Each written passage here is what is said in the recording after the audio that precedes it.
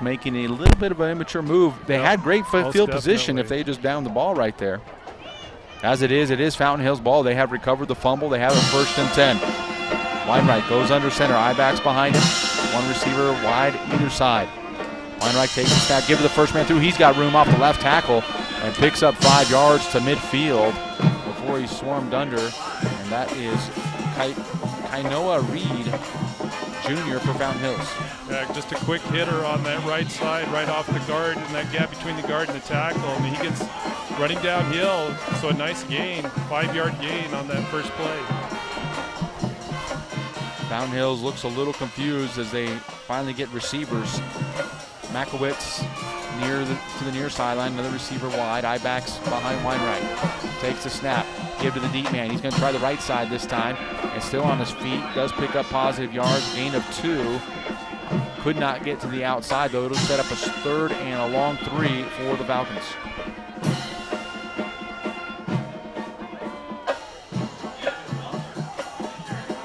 As Fountain Hills has got the ball into Snowflake territory.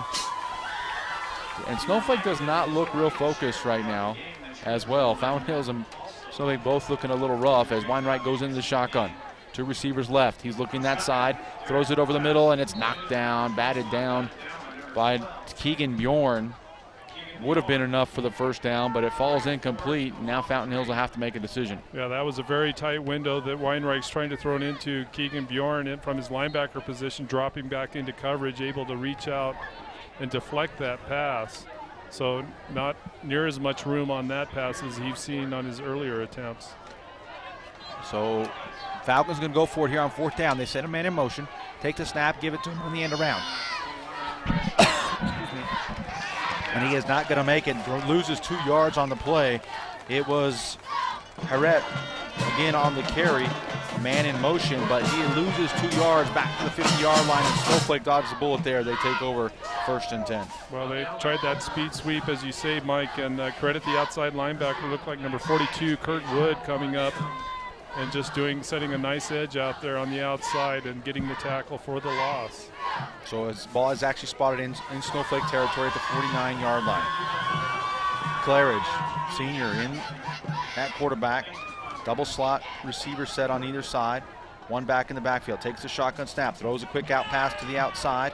It's complete. Pickup of 6. Trey Schneider on the other end of the completion for Claridge. Excuse me. I think that's J.T. Tate on the reception. Right, J.T. Tate. Curious move. He takes a step backwards, actually, to bring that corner up and then runs by him with Claridge just finding that seam. Nice pass for a quick gain. Same formation for the Lobos. One back in the backfield, that's Solomon. Take the snap, fake it to Solomon, throw that same pass, and it's complete. And after initial contact, another 6 or 7 yards for Tate once again on the completion and move the chains. It's a Horn Auto Center 1st down for the Lobos. So really the exact same play as you say, Mike, but this time much bigger gain with Tate able to get through that cornerback for the Fountain Hills Falcons, and the safety having to come over and make the tackle out of bounds. So on 1st and 10, Claridge sends 3 receivers to the right, 1 to the left. Takes a snap, give it to the first deep man. And hitting the backfield is Solomon, but then continues to fight forward. Gets back to the line of scrimmage and then some. Picks up 3 on the play after going off left tackle. Well, and that person that hit him, Chris Hernandez, number 54 for the Fountain Hills Falcons, made a good hit, just didn't wrap up. And credit Solomon, keeps those feet alive and able to get a gain out of it. Zach Solomon, not easy to bring down. 5'11", 186-pounder. Stays in the backfield to Claridge's right. 3 receivers to the right. Claridge takes the shotgun snap, throws the quick pass to the outside. It's complete to Patterson. Alex Patterson, he's got room around the outside at the 20. He fumbles it, but already out of bounds at the 10-yard line. Big pickup for the Lobos of 22 yards on that play from Claridge to Patterson. Great ball playing there by the coaches. Alex Patterson on that swing route out of the slot position. Finds a big seam out in the flat there. Able to get a big gain, as you said, Mike, and he did fumble it right at the contact, but it was, as you say, going right out of bounds.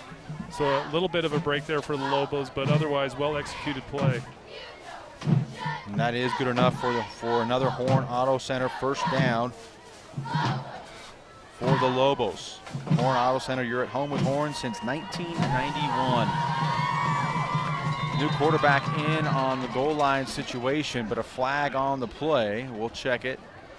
The Lobos had 3 backs in the backfield, and Patterson, the quarterback. Yeah, Alex Patterson takes the encroachment on the defense. 5-yard penalty. Replay first.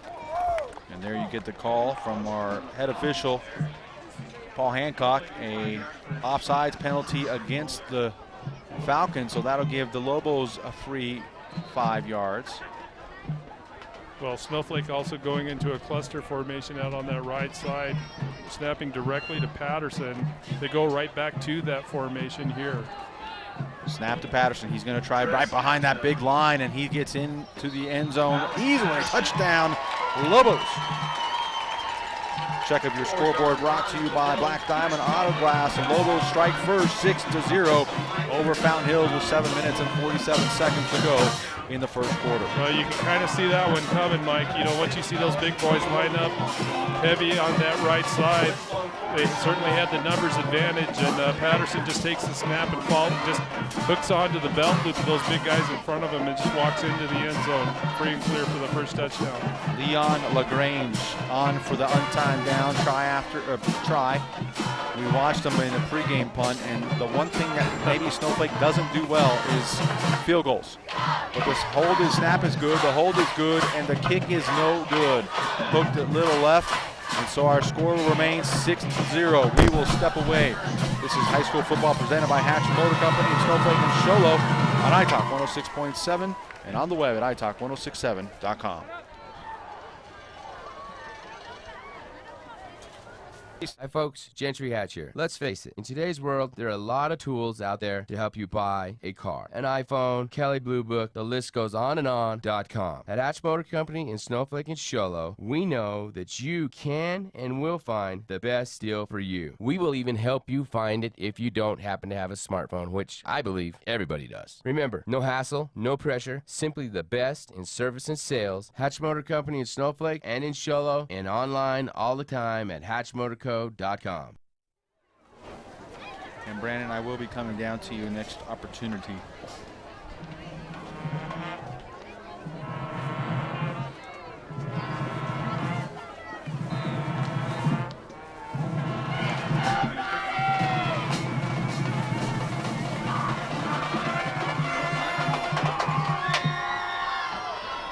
And welcome back to Snowflake and the Northland Pioneer College kickoff.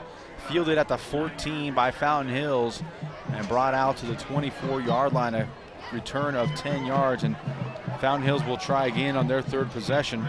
And let's go down to our sideline reporter Brandon Todd for an update on Snowflake's side of things. Brandon? Thanks, Mike. Hey, we didn't get a chance to speak on what Coach Solomon wanted to do offensively, which was funny. He said he wanted to have a pretty even pass-run offense tonight, but with their first possession, I believe they passed, but three times more than they ran. So looks like the passing game might be opening up, but he said he wanted to run the ball to open up their pass. It looks like it's going to be their passing to open up their run, Mike. All right, thank you very much, Brandon. Yeah, they did throw more than they ran the ball in that first series. Fountain Hills on first down, throws incomplete. It'll set up a second down as Weinreich goes into the shotgun. Playing to his left by Butler. Take the snap, throw it to the outside, and Fountain Hills wants to throw it.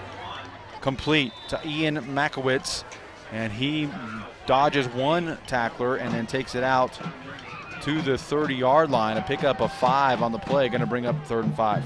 Well, as we can see on this possession, Fountain Hills with their first pass going right out into the flats to the wideout, and they follow up again with the second pass out to the wideouts, just trying to take advantage of that space out on the outside. And, footsteps heard that time as that pass intended for Hiret, and falls incomplete, going to bring up 4th down and 5. And, boy, Weinreich has thrown a good ball tonight, but not much help from the receiving side of things. Well, his favorite target so far, number 21, Taz Hara, as you said, he alone, I think, has dropped probably 3 passes that you could argue are very catchable. So a rough start for him, certainly.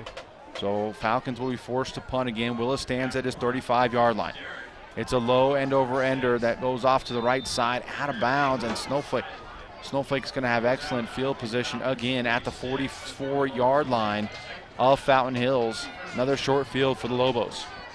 Yeah, great field position. They started their first possession at the 49-48. So here at the Fountain Hills 44, you can't argue with that kind of starting field position early in the game. It's going to put certainly a lot of pressure on these Fountain Hills Falcons in terms of just being able to defend, really a superior Snowflake offense here.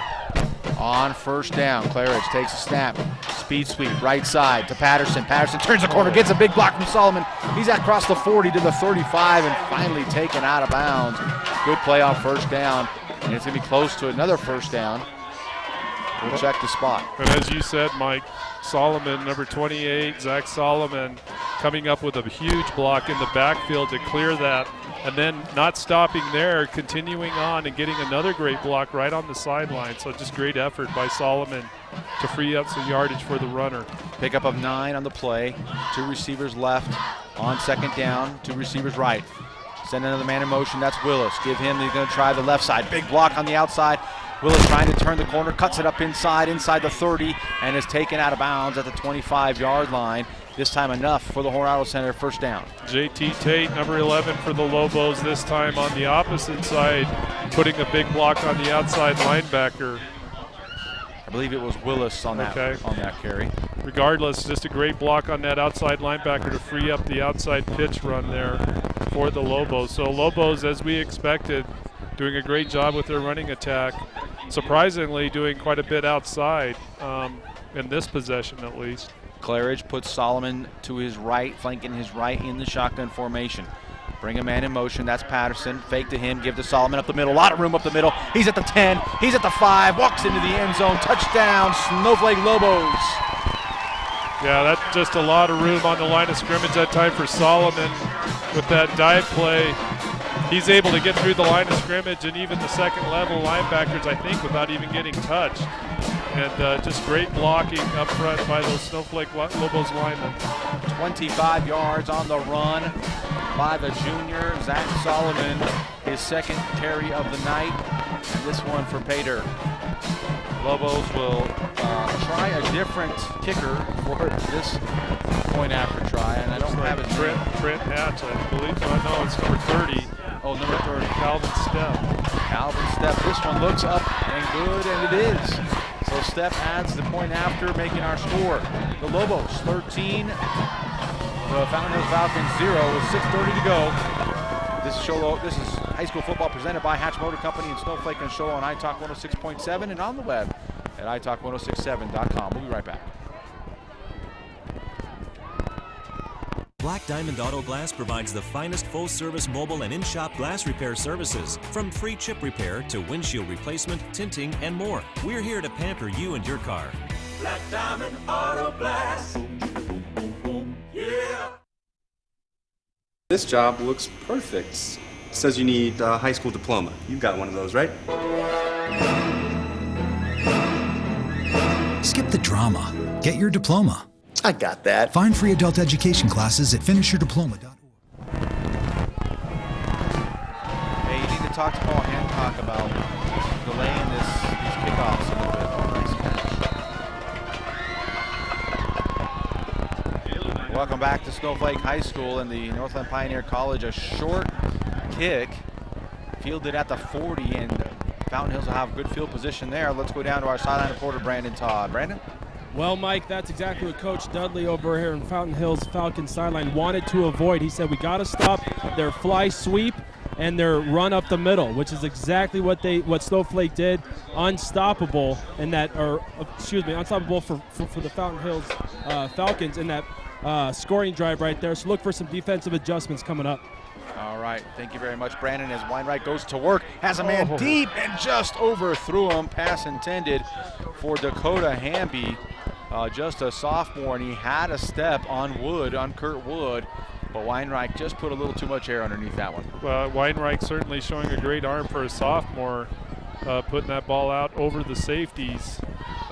Look, I couldn't tell if Snowflake was in man coverage or zone coverage, but regardless, Dakota Hamby able to get behind the defender. Weinreich speeding things up, no huddle. 2 receivers either side, and he runs into his ball carrier and is able somehow to get almost back to the line of scrimmage. Leon LaGrange on the tackle for the Lobos on a busted play for Fountain Hills.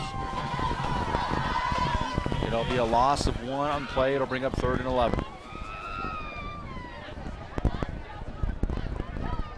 And in the backfield with Weinreich is Daniel Butler, a junior, as Weinreich moves the tight end to the right side. So there's 3 receivers on the right, 1 to the left. Takes a shotgun snap, looking to throw on the out pass, and it's caught, and dislodged. Willis on the coverage separates the ball from Taz Harit again, and it falls incomplete. But again, a well-placed pass that time by Weinreich right into Harit's hands. Had to go up a little to get it, but credit the hit by Tanner Willis right when the ball was touching the receiver's hand. He lays into him and able to get that pass to go incomplete. Might have been enough for the first down. It was right near midfield. But as it is, Tanner Willis stands back inside his 30 awaiting this punt, which has not been good so far. Weinreich to do the punting duties this time, and this time gets off of beauty. Willis takes it at the 32, escapes 1 tackler, now another, and he's loose. At the 35, gets a big block at the 40, the 50, cuts it up inside, and there's a flag on the field as Willis gets inside the 30, finally run out of bounds at the 29-yard line, but this one's gonna come back. I think they're gonna call a block in the back on Snowflake right at the point of contact as Willis was cutting upfield. There was a big bunch of guys kind of in the middle of the field. It looked like one of the Snowflake Lobos came in on the back of one of the Fountain Hills kickoff crazy man. Well, the good thing for Fountain Hills is whoever it was able to get up. It was a big collision, and we'll sort the flag here with our head official. If he, as long as he remembers to turn on his microphone, he'll give us the whole story. But this one is most likely going to come back. There may be 2 penalties on the play, as there are 2 different sets of flags on the play. And it is a personal foul. I believe helmet-to-helmet contact is the call. And so we'll see what they decide to do. Hancock is explaining to the Falcons captain exactly what their options are on this. So it wasn't necessarily a block in the back. We'll get it here from Mr. There were Hancock. 2 penalties on the play. Got a block in the back against the defense that's been declined. Personal foul, targeting against the return team. And there you go. There's the explanation as they'll take the 15-yarder. So definitely sending Snowflake much further back than than what appeared with that great return by Willis. But so far, this Snowflake offense has not been phased. They've had great field position with their first 2 possessions, but they've been able to execute so well that I don't think an 80-yard field is going to really affect them too much. It'll just give them more stats. So 22-yard line is the ball placement near hash. 1st and 10, Snowflake. Claridge stays in the shotgun. Solomon flanking to his left. Takes a snap, looking to throw left, throws it on the out, and it's incomplete. Intended for JT Tate, and it falls incomplete as Tate couldn't quite corral it. It'll bring up 2nd down.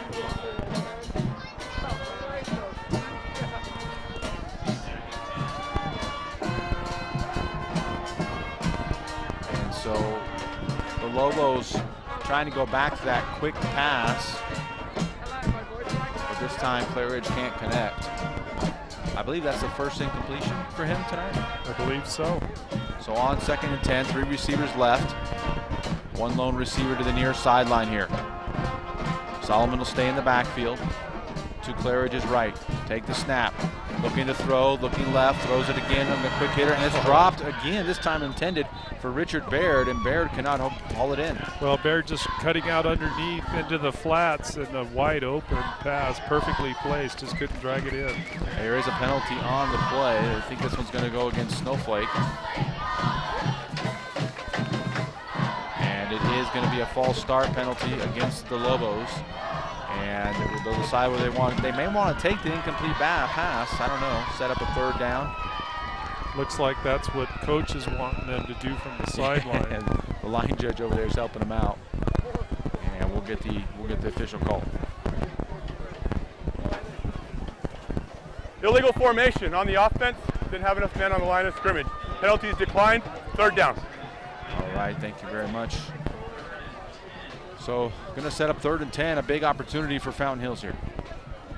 Claridge, 2 receivers either side, sends a man in motion. Take the snap, give it to that man, cuts it up inside at the 30, to the 30, and not much further. Going to be just 3 yards short of the 1st down marker, and now Snowflake forced with a decision. Trent Hatch, the runner for the Lobos there, coming out of the speed sweep out of that motion and then cutting upfield. He finds a big seam. Looked for a minute there like he'd have grass to get the 1st down, but credit the Fountain Hills pursuit. They are able to recover on defense. So at 4th down and about 3 here, looks like Snowflake's going to go for it. And they are bringing in that heavy formation, 3 backs in the backfield, and Patterson will run the quarterback. Little wildcat option, and Patterson going to follow behind his big heavies, and it looks like he has enough for the Horn Center. 1st down at the 34-yard line. The Lobos go for it, and it pays off. And again, that's that stack or cluster or whatever you want to call it formation off on the right side.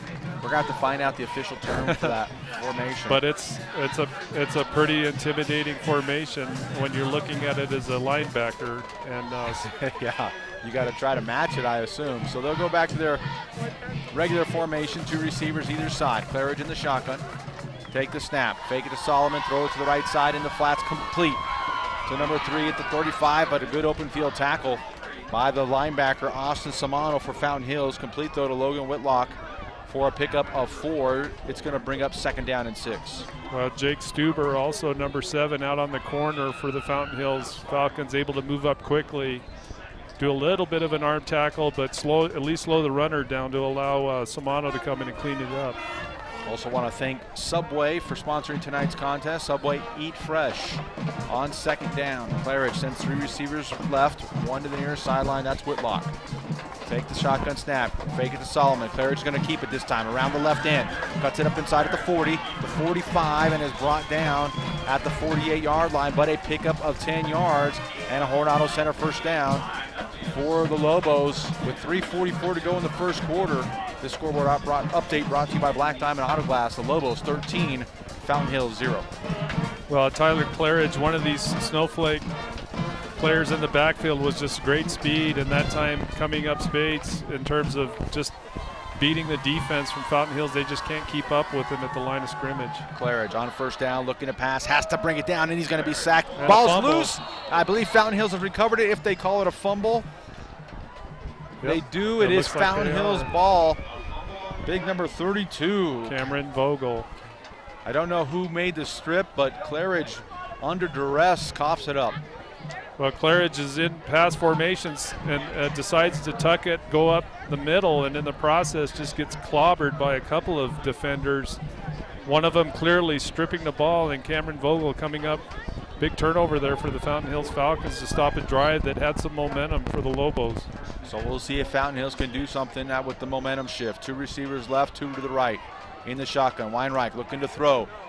Going deep, he's got a man over the middle, and he holds it in at the 20, at the 10, at the 5, complete to Dakota Hamby on a great one-handed catch. That was an awesome catch. Hamby just able to reach out with his right hand and then somehow with his momentum pull it in and still keep his footing too, Mike, amazingly. Yeah. Not only catch the ball, but keep his footing and able to run in almost to the end zone. They end up on the 4, it looks like. On the 4-yard line, indeed, the Fountain Hills Falcons have it 1st down, and Snowflake wants a timeout. And we will take it with them. You're listening to Hatch Motor Company's presentation of high school football on iTalk 106.7 and on the web at iTalk1067.com.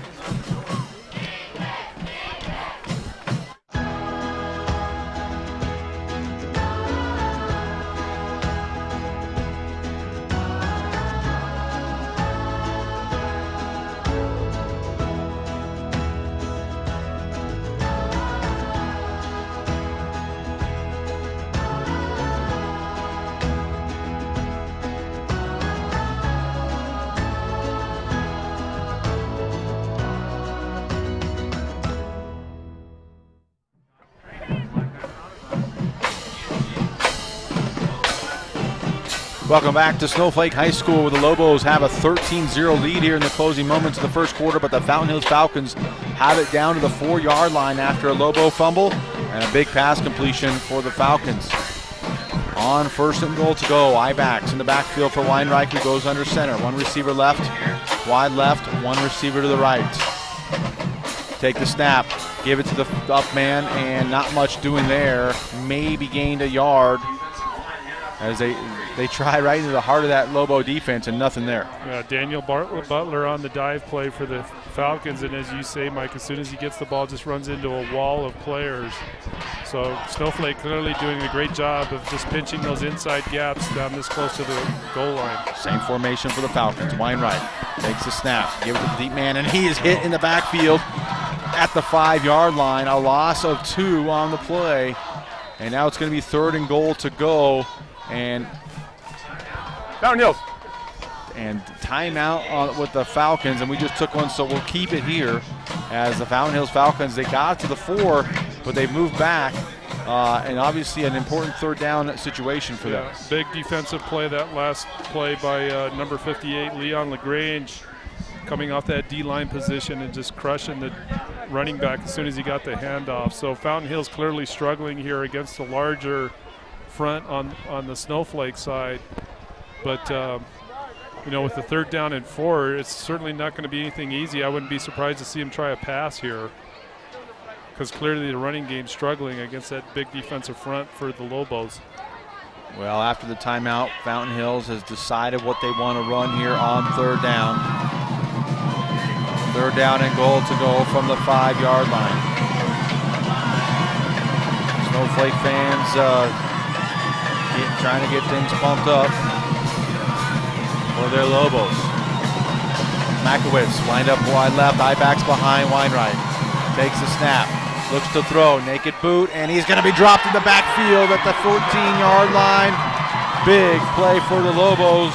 Willie Lewis, first man through. J.R. Fox, number 66, with the tackle.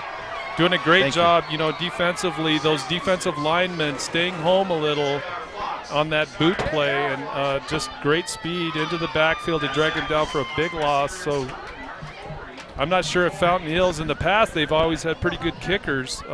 Right. And this would certainly be, they're going to call a penalty here. Yeah, they do have a penalty. It's going to go against Fountain Hills. I would expect that the Lobos will take the result of the play and it'll put the ball back to the 14-yard line, which I believe would make it about a 30-yard field goal attempt if the play stands. Let's get decline it. Illegal formation. Offense didn't have enough men on the line of scrimmage. Penalties declined. It's down.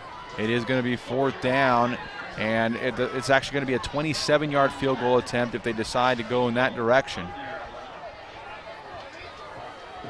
And looks like Weinreich's going to stay in offense. Send 3 receivers to the near side. 1 to the right, 1 man in the backfield. We'll see if the Lobos come after him. Weinreich takes the shotgun snap, blow the play dead, and it was well overthrown anyway. And another dead ball. False start on the offense. 5-yard penalty, replay 4th down. And a false start. I wonder if they're catching Weinreich. He's kind of leaning back on the snap. Sophomore quarterback for the Falcons, and they'll back up another 5 yards. And I got to believe Coach Dudley figures, what the heck, this might be our only time. I believe, according to our sideline reporter, Snowflake has not been scored on this year. We'll see what happens. 4th and 15. Here comes Weinreich with the pass, picks up the blitz, goes to the near sideline, throws it up, and it is incomplete at the goal line. Willis on the coverage, pass intended for Taz Pirette, and he could not come up with it. And the Falcons will turn it over on downs. It'll be 1st and 10 for the Lobos.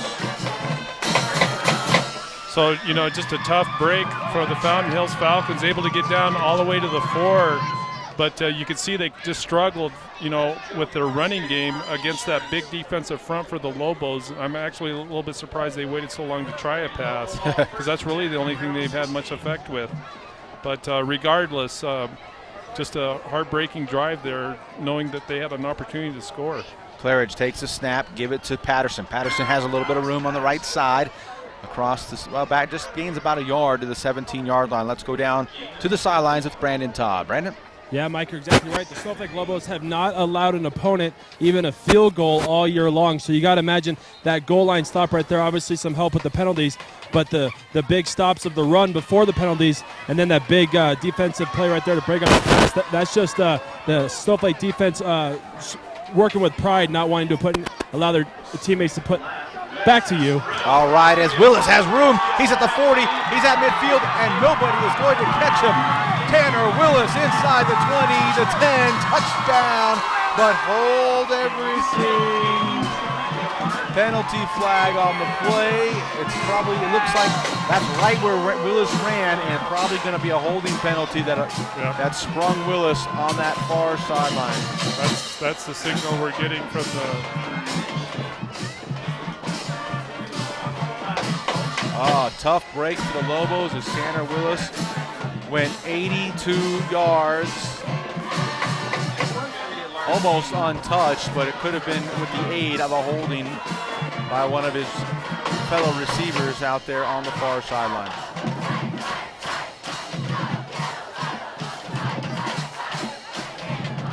Holding on the offense, half the distance from the flag. Replay, second down. So the penalty will take Snowflake back down to the 9-yard line. No, I take that back. I'm not sure where they'll be. We'll find that out. But big break for the Fountain Hills Falcons. Huge break. They've had a couple so far in this game. That's certainly one there. As we check the Black Diamond Auto Glass scoreboard, 13-0, but which is a minute 17 to go in the first quarter. Claridge sends 3 receivers right, 1 to the left. He's in the backfield, uncovered man, but they give to Patterson up the middle. He makes one man miss there and runs over a second at the 18-yard line. He gets out to the 20. Pick up of about 12. Sorry, Mike. Taz Herrick coming in for Fountain Hills and getting in a big collision with Solomon. I'm not sure who got the better of that one. But as you said before the play started, they had double splits out on that right side. The inside guy uncovered, was waving at the quarterback trying to get his attention. That goes beyond a hot signal. That's like, I am open. Yes. This time the Lobos send 2 receivers to the far side to the near. Claridge will stay in shotgun with Solomon to his right. Send Patterson in motion. Fake it to him, give it to Solomon. Trying the left side. Gets through the first line of the defenders. He's into the secondary at the 35 to the 30. Finally tackled at the 38-yard line. But another pickup of 18 yards for Solomon, and Horn Auto Center first down for the Lobos. Well, Zach Solomon, he started last year as a sophomore, continuing again this year. Just a tough runner, that time breaking through some tackles at the line of scrimmage and even into the second level. So just tough running all the way around by Solomon. Lobos send Whitlock, Hatch, and a third receiver to the near sideline, 1 to the far. Take the snap. Looking to throw is Claridge. Going deep. Has a man streaking down the sideline. Oh, it's incomplete. Intended for J.T. Tate, who was covering ground quickly and had gotten behind the defenders, but just a hair overthrown. Well, that's Daniel Butler for the Fountain Hills Falcons, the cornerback out on that side with J.T. Tate. And Tate just able to outrun him, especially right at the end. Butler tried leaping for the ball and wasn't able to get to it. Got into the hands of Tate, but just a little too far ahead, not able to pull it in. Bring up second down and 10 for Snowflake. 4 seconds to go in the first quarter. 2 receivers left to the right. Send a man in motion. That's Patterson. Take the snap, give it to him. End around. He's got room. Tries to get to the outside, has to cut it back up inside, and just a pickup of 2 to the 40-yard line. And that's going to do it for the first quarter here from Snowflake High School, where our score, the Lobos 13, the Falcons 0. We'll return. You're listening to Hatch Motor Company's presentation of high school.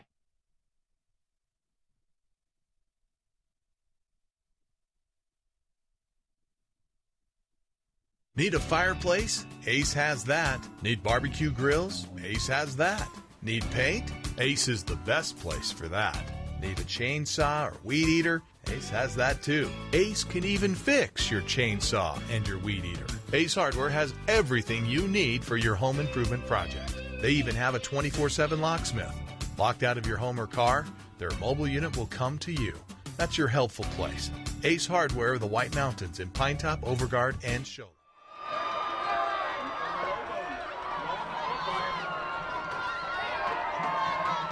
to Snowflake High School as we get set to start the second quarter, as they're throwing shirts. Are they throwing shirts or footballs? Are they throwing footballs? Plastic footballs. I think we have a little treat for some lucky fan when they get to throwing the T-shirts out. We have some ASU football tickets available. I think at least I thought they had them in the shirts. I don't know. Brandon Todd was on top of that, so we'll see how that went. That probably means it's not going to happen. So. As we start the second quarter, Lobos on top, 13-0. Sorry, couldn't resist. Third down and 7. We'll call it 7. As Claridge remains in the shotgun. 3 receivers to the near side. Solomon in the backfield. Claridge wants to throw. Quick one to Hatch. Makes one man miss, but cannot make the second. And did not get back to the line of scrimmage. A loss of 1 on the play. Going to bring up 4th down and 9. Number 72 coming in on the tackle, Tom Farrington for the Falcons, out of his defensive tackle position after the miss by the cornerback Butler.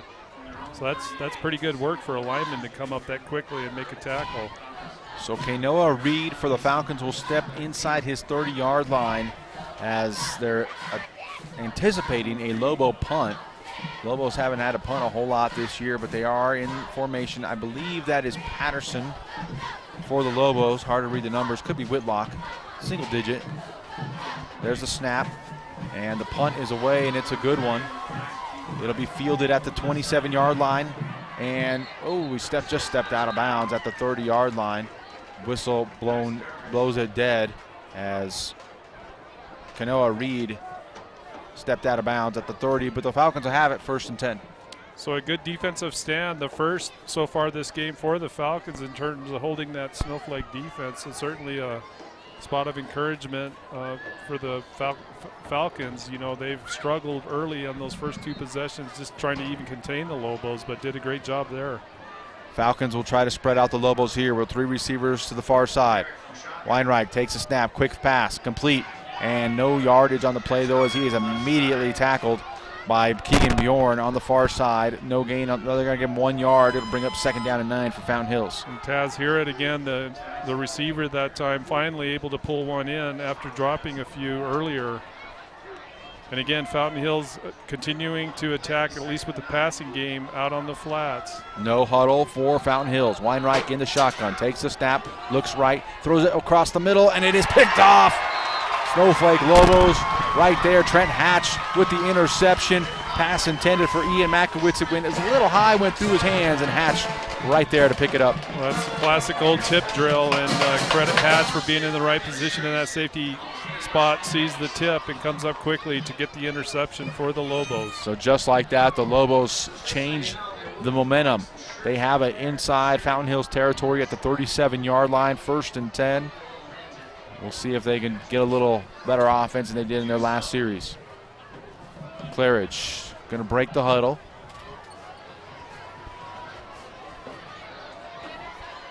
Everybody in tight, takes the snap. Was giving it to Willis, but we have a procedure penalty, a false start, excuse me. Dead ball. False start on the offense. 5-yard penalty, replay first. That's going to back up the Lobos yard, and now the PA announcer letting them know that there are tickets for an ASU football game inside one of those shirts. 2 tickets. We might be giving away 2 more a little later on. On 1st and 15, Claridge takes a snap, looks to throw, quick one, and it is complete to JT Tate, the favorite target of Claridge so far tonight, and he picks up 7 to the 35. Number 5, Jacob Simon for the Fountain Hills Falcons from his linebacker position up on the coverage, but that's a quick hitting pass out onto the sideline there. Tough to defend. So Snowflake able to move the ball with that pass and get it to a 2nd down and about 8. Got some happy 7. Sorry, happy fans who got some ASU tickets. Sweet. On for 2nd down, give to Solomon. Solomon just bouncing his way through the defensive line of Fountain Hills and has an 8-yard pickup and enough for Horn Auto Center first down to the Fountain Hills Falcons 26-yard line. Well, he's a tough runner. As we said earlier, we've seen him break through tackles. That time just running angry, running downhill for sure. He's got some good blocking up front, but even with contact, Solomon just continues to churn and burn and gets a great gain there for the first down. On 1st and 10, Claridge puts Solomon to his right. Patterson alone wide out here to the near sideline. Take the snap, give to Solomon. He bounces it to the left side, now up the middle, spins inside the 20 to the 18, tackled there, but a pickup of 9 on the play. Good first down play for Snowflake. And again, that's that running game we were expecting to see from these Lobos. Just attack and attack up the middle, working off tackle on that left side that time, but Solomon with a good cut right at the line of scrimmage, able to cut through and find some space for a big gain. Excuse me, just 7 yards on the play. 2nd down and 3. Claridge puts everybody in tight. Extra man in the backfield, take the snap, give to Patterson, bounces it to the right side, has some room, has one man to beat, and he cannot do so. Good open field tackle for the Falcons, but Patterson does have enough for the first down at Horn Auto Center, first down. That's a tough tackle to make, as you say, Mike, but trying to find the number of the defender, but great number 7, actually Jake Stuber coming up from his corner position with that open field tackle. Had he not been able to grab Patterson had daylight and could have gotten into the end zone. Same formation, Claridge in the shotgun with Patterson to his left. Fake it to him. Now he wants to throw. He's got a man wide open, and he overthrows him. Oh, but JT Tate almost makes a spectacular catch, but it does fall incomplete. Well, Tate lines up on the line of scrimmage from a tight end position, just breaks through quickly into the end zone, running that corner route. And as you say, when you saw that ball released, looked like it was way overthrown, but credit Tate for at least making it close, lays out. He's got a big frame, too, 6'1" frame. Was able to get his hand on it, just couldn't pull it in. Came up a little gingerly there. He's on the sidelines. And on 2nd down, and reverse play for Willis given, and he's going to be stopped. Good play, good tackle on the play for Fountain Hills. Great tackle. Number 54, Chris Hernandez, from his defensive line position, able to come over and read that counter play along with Joey DeGroot, the nose guard. I watched some of the highlights from the Phoenix stations, Friday Night Lights or whatever.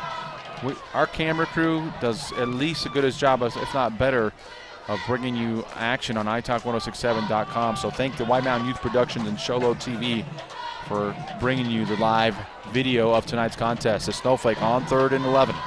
Sends Patterson in motion. Fake to him. Claridge wants to throw, though. Screen pass. Oh, and Solomon can't haul it in. Had a lot of help out front, a convoy in front of him, and Solomon could not bring it in. Let's go down to our sideline reporter, Brandon Todd. Brandon? Hey, thanks, Mike. Yeah, you saw Tate come up pretty gingerly after he laid out for that catch. Lynn Johnson, the team physician, was over there working on him, stretching out his shoulders, did one quick stretch, patted him on the helmet. He looks like he'll be fine. Look for him to return soon. All right, thank you very much, Brandon. As the Lobos are going to be faced with 4th and 11 here, I don't think they're kicking it. I don't think so. What'll be interesting, though, is whether they decide to run or pass here with 4th and 11. 3 receivers to the right.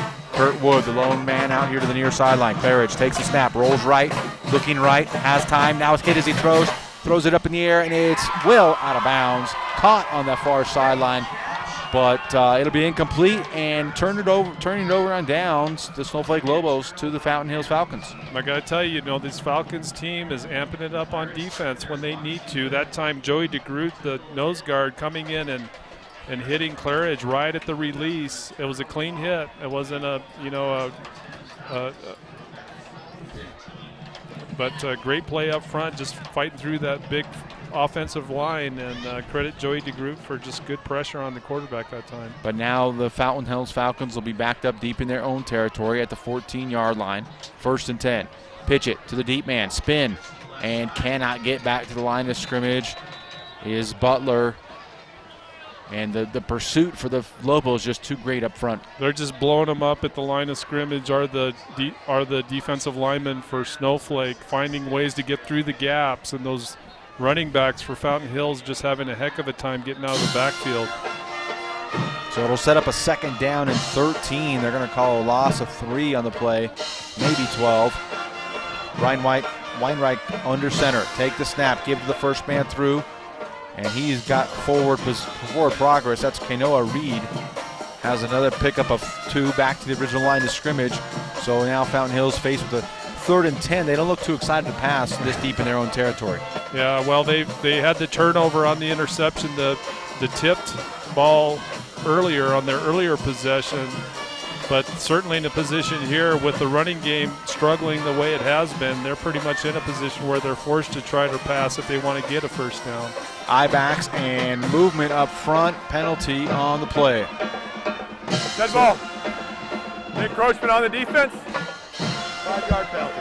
Well, so probably a case there where they did a hard count that we couldn't see or hear from up here, but regardless, number 50 for Snowflake, Jonah Ballard jumping off sides.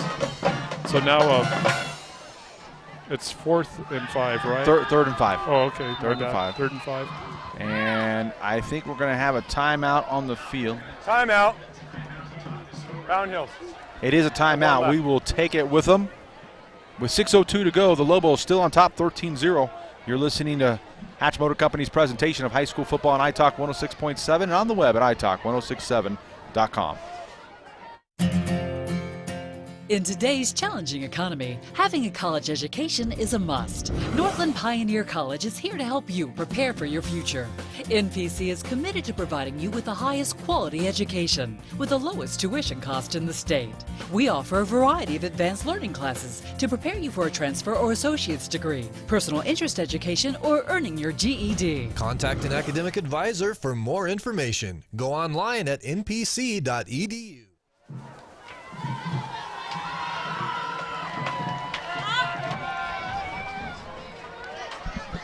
Welcome back to Snowflake High School. 6:02 to go, 2nd period. Lobos on top 13-0. Fountain Hills faced with a 3rd and 5 from their own 20-yard line. Haven't had much going offensively. We'll see if they go to the air here with 3 receivers right. Weinreich in the shotgun. Looking to throw on the left side, and it's short. Had a man open. He was looking for his favorite target tonight, Herret, and he threw it about 2 yards short. It'll be 4th down. Well, you know, on the trip side, you expect them to look that way, but Weinreich wasted no time looking off left to Herret, as you said, who was open, just a short pass, and unfortunate for the Falcons. They're going to have to kick the ball here. And I believe Weinreich stays in to do the punting duties. Willis stands just inside his own 50, now to the 45. The snap is good. And Weinreich gets it off and angling it here to the Lobos sideline. Takes a Fountain Hills Falcons bounce. And, oh, look at that. Willis doesn't decide to pick up this one. Well, number 70, though, Cole Mortensen, I'm not sure what happened, if he got his feet tangled up with the defender or not, but he stumbled in there and got a little anxiety from the coaches when they saw him do that. He's getting an earful right now. Getting a lot of earful right now. So Fountain Hills right there to do a good job covering the ball, but it'll be Lobos' ball, 1st and 10 from their own 40-yard line. Claridge, the senior quarterback, stays in the shotgun. 2 receivers left to the right. Solomon will stay in the backfield as Patterson goes in motion. Give to Solomon. He's got room up the middle. Across midfield, still on the loose, and finally tackled at the 40-yard line. Pick up a 20. The ball is loose again. They're going to say he's down at the 40. Solomon falling to the ground caused that to bounce out, but not after a huge gain by him. He's just been so effective going up the middle off tackle, either right or left side. That time busting it off for a 12-yard gain or so.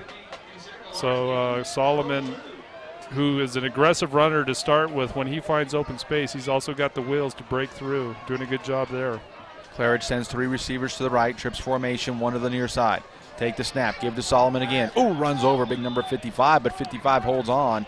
Pickup of 3 on the play, going to bring up 2nd down and 7. Yeah, big collision right past the line of scrimmage between Joey DeGroot, the big nose guard for Fountain Hills, and Solomon. So 2 of the more aggressive players we've seen tonight, mixing it up there, giving the fans some good old-fashioned football. DeGroot has been an important player for the Falcons so far in this first half. Checking in with the Black Diamond Auto Glass scoreboard. 4:53 to go in the second. Snowflake on top 13-0. Still 0-0 Blue Ridge and Thatcher. We'll try to get more scoring updates for you as the evening continues. As again, trip set. Bring Patterson in motion across formation, but give to Solomon. He's got room up the middle again across the 30 and stumbles forward to the 28-yard line. It is enough for the Horn Auto Center first down for the Lobos. Another great run. They do that speed sweep motion, do the Lobos, and then they fake that pitch or handoff to the speed sweep man and give it to Solomon up the middle. And that run, that play tonight has been very effective every time they've run it. And another first down. On 1st and 10. Twin set either side for the Lobos. Claridge in the shotgun. Bring Willis in motion this time. Give it to him. He's going to try the end. Has a blocker in front of him. That's Solomon. Oh, and Solomon just missed the block. And a good open field tackle on Willis by Butler. But Willis does pick up 5. Yeah, that's a good job by Butler. Daniel Butler, the cornerback for Fountain Hills, holding his ground out on the corner. He's all alone out there with a couple of blockers out front. One of them misses Butler, and he takes advantage of it to get the tackle. So just a good heads-up play by Butler to get that tackle. Second down, we'll call it 4. 2 receivers right, to the left. That's Tate and Patterson. Patterson goes in motion. Take the snap. They're going to give it to him. Solomon out in front blocking. Slowing down Patterson, trying to pick his way through the traffic. Cannot do so, but does pick up 6 inside the 20 for another Horn Auto Center first down for Snowflake. Well, that's the exact same play, just going the other direction. But Snowflake on both plays getting about 6 yards each, and, of course, getting the first down here, so continuing to march down the field. So it'll be 1st and 10 from the 17-yard line. Lobos can get another first down without getting into the end zone. 3:21 to go in the first half. 2 receivers, trip set to the right. Tate, the lone receiver to the near sideline. Claridge takes the shotgun snap, looking to throw right. Throws it, and it's incomplete. Miscommunication. And I think it was intended for Patterson, but it falls incomplete. Let's go down to the sidelines and check in with Brandon Todd. Brandon? Actually, it's going to be Ron Evans. Me. Oh, excuse me, Ron. That's all good. I was on this Fountain Hills sideline listening to the number 55, Joey DeGroot, coming out. Coach pulls him out and says he wants to rest him a little bit. Seems like he's wanting him to work a little bit, pay more attention to the offensive line. And it was interesting, his comments about why he was getting blown up on the offensive line was because they're quicker. And he said he's used to playing lazier, but not this time. All right, thank you very much, Ron. As Snowflake tries that end around again, this time Trent Hatch. And there's DeGroot. How timely that DeGroot right there on the tackle, as Trent Hatch only be able to pick up a yard on the play on second down. It'll bring up 3rd down and 9. I got to tell you, DeGroot, we don't have a roster that gives sizes, but looking, he's one of the bigger players out there, and he can motor down that line of scrimmage. So he's definitely not playing lazy tonight. I don't know what his lazy gear is, but I don't think he's hit it tonight. He's doing a great job for Fountain Hills. They have him listed at 6'2", 265 pounds. Claridge brings a man in motion. That's Willis. Fake to him. Looking to throw right. Looking end zone. Throws it. Far sideline. And it is caught, but it out of bounds. Step for step. Out on the far sideline. I think that was Patterson. But right there on the coverage, Moncada. And it's going to be incomplete. Going to set up 4th down. I think that's Jake Stuber, number 7 as well. So 7 on 7? 7 on 3. Nope, that's number 3. Those numbers are so Whitlock. hard. Yeah, Whitlock. But as you say, great coverage by Fountain Hills. Timeout. Snowflake. As we get a timeout with 2:20 to go, and we will step away with them. You're listening to Hatch Motor Company's presentation of high school football on iTalk 106.7 and on the web at iTalk1067.com. Sunrise Park Resort is now open every Friday to Monday through Labor Day weekend. Bring the family for a full day of fun and activities, including scenic lift rides, mountain biking and bike rentals, tube slide, airbag jump, and more. Book your reservation at the Sunrise Hotel with beautiful views of the lake and mountain, or rent a boat at the Sunrise Lake Marina. And make sure you visit our general store for all your camping and fishing needs. For more information, please call 928-735-7669 or visit our website at sunriseskipark.com. Welcome back to Snowflake High School. As we check in with this Black Diamond Auto Glass scoreboard update, the Yellow Jackets of Blue Ridge trail the Thatcher Eagles 6-0 at the half. Here at Snowflake with 2:20 to go, it is the Lobos 13, Fountain Hills 0, but the Lobos have it 4th and 9 from their own 15. Don't forget to stay tuned for the Sunrise Park Resort halftime show. 2 receivers either side. Bring Patterson in motion. Claridge takes a snap. He wants to throw. Rolling left, dumps it to Solomon. Solomon has that at the 10. He's at the 5 and cannot get into the end zone, but he does have a Horn Auto Center first down at the 4-yard line, making it happen, the big junior for Snowflake. Just a great play by Solomon. You know, he as soon as he catches that ball, looks upfield, and he has 3, maybe 4 defenders he's got to manage through. And he just barrels up and goes hard and able to fight through. He's just shown that all night, Mike, where he's able to just lower his pads and just take guys on and bust through, and he does it again there to get the first down. Pretty much always makes the first guy miss. Yep. Either runs him over or makes him miss. So it'll be 1st and goal to go from the 4. Patterson will go in at quarterback. Take the snap, trying the right side, and he's going to get in the end zone. Touchdown, Lobos untouched. Patterson, Alex Patterson from 4 yards out. The Lobos able to finally tack 6 more onto their point total. Yep, and look for a minute there like that Fountain Hills defense would stiffen up and give the Lobos fits again and maybe shut down another drive. But that time Snowflake going back to that play we've seen several times now where they cluster up on that right side and they just take the snap and run into that big wall of blue jerseys and able to get through with really untouched on that play. Calvin Stepp on for the point after try. Hold is good. The kick is up, and it is good. 1:46 to go in this one. And so the Lobos trying 3 different kickers, and I think they're settling on Stepp. He seems to have the best stroke of the 3. And he actually has a little bit of distance there. A little distance. So 1:46 to go in the first half. Our score, the Lobos 20, Fountain Hills 0. Fountain Hills has only scored 1 touchdown on the season. This is their 3rd game, and Snowflake continues to pitch the shutouts this year. They have not allowed any points on the board so far this season. Well, and we've talked with, as far as Fountain Hills is concerned, they're just really struggling with the running game, that really not getting much at all to get going tonight. The big play we did see that put them in scoring position was that big pass right up the middle, beating the safeties for the Lobos defense. And the passing attack really not high-powered either for the Fountain Hills Falcons, so they're struggling offensively. Something certainly they're going to have to get dialed in the second half. They expect to stay in this thing. So Calvin Stepp will stay in and do the kicking duties. Northland Pioneer College kickoff. When it comes time to kick off your college education, choose the college with the lowest tuition in Arizona. So Stepp kicks it high to the 32-yard line, fielded there, and out to the 36. Not much of a return on the short kick. Fountain Hills will have it 1st and 10 from their own 37-yard line. Trey Fuller for Fountain Hills. Again, one of these sophomores. This Fountain Hills team, as we talked about at the top of the game, very young. A lot of freshmen and sophomores. Only a few seniors and juniors, 14 total seniors and juniors, which is just amazing. Yeah, I think Snowflake's got 18 seniors themselves. Right. So Snowflake will go into prevent defense with 1:42 to go. Weinreich in the shotgun. Butler in the backfield with him. Weinreich wants to throw, though. Quick hitter, complete to the 40-yard line.